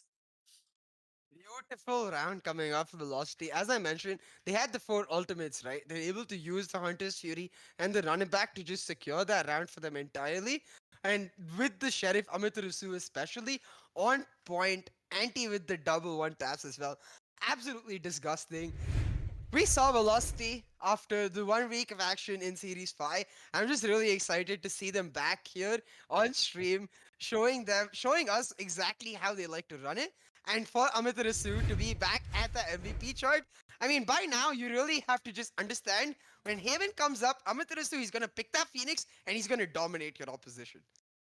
Oh, for sure. It's so great to see Velocity Gaming back in action. But we're going to talk a little bit more about what went down by moving into Relive the Moment, brought to you by Ideapad Gaming 3 notebook, powered by 4000 Series Ryzen Processors. Perfect for gaming and multitasking. Now, let's start with Biryani Power.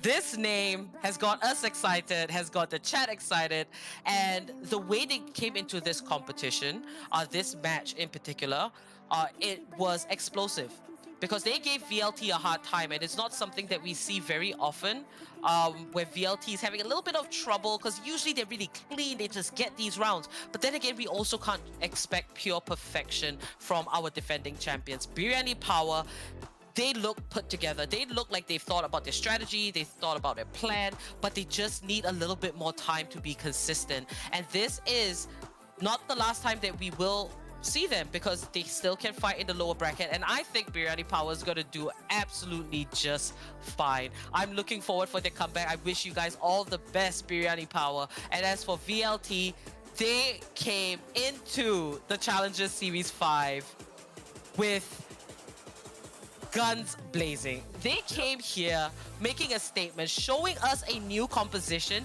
It's almost like they set the meta, and you know, everyone kind of just looks to VLT for what are they gonna pull out. No Sentinel, no problem. We're gonna have Hellfighter, he's gonna chill on Omen. We're gonna have 3 duelists, and Excali's gonna be on that Reyna. We're gonna let him do whatever he wants to do. It is just nuts to me, but they're staying true to their approach on the map. And you know, to see that Excali's on that Reyna and Amaterasu still on that Phoenix, they have ideas and understanding of all these different maps, and it's so great to watch. What are your thoughts, CA? I absolutely agree. I think the idea of Velocity setting the meta for the other teams has been something that been seeing a lot from Series 1.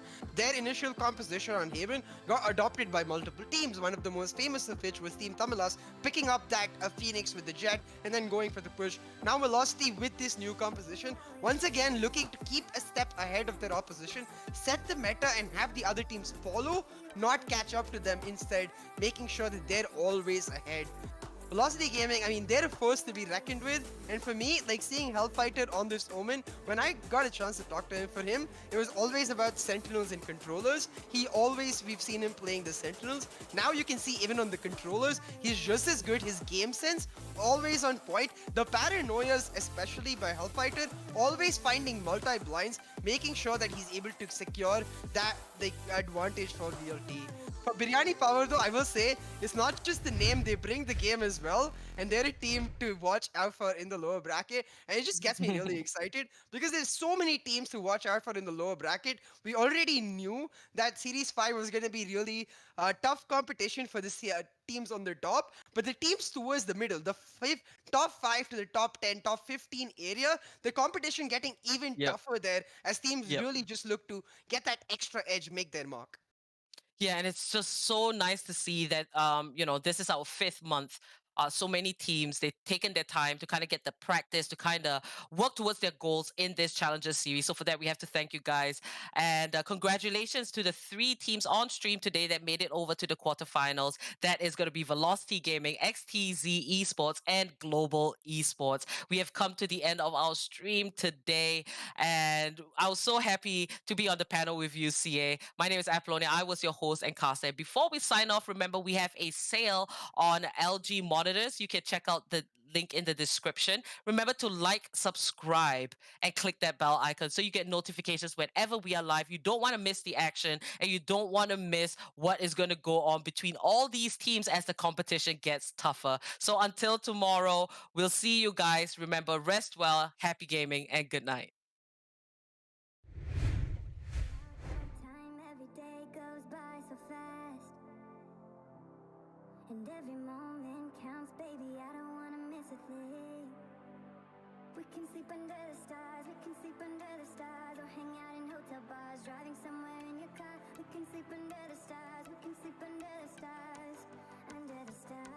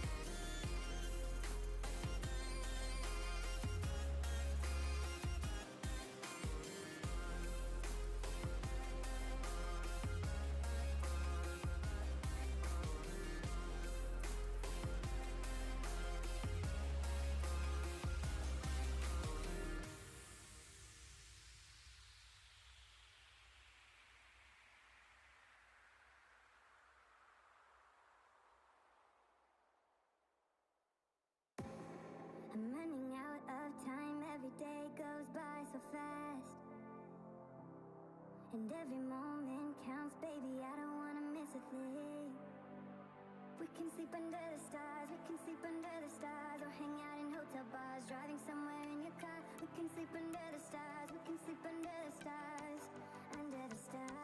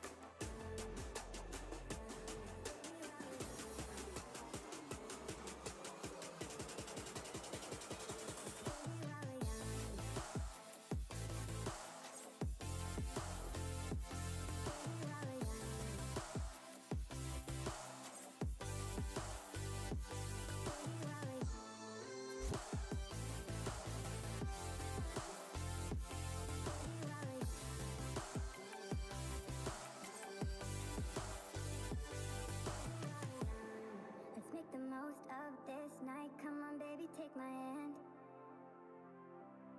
And we don't need to do the things we don't want to do.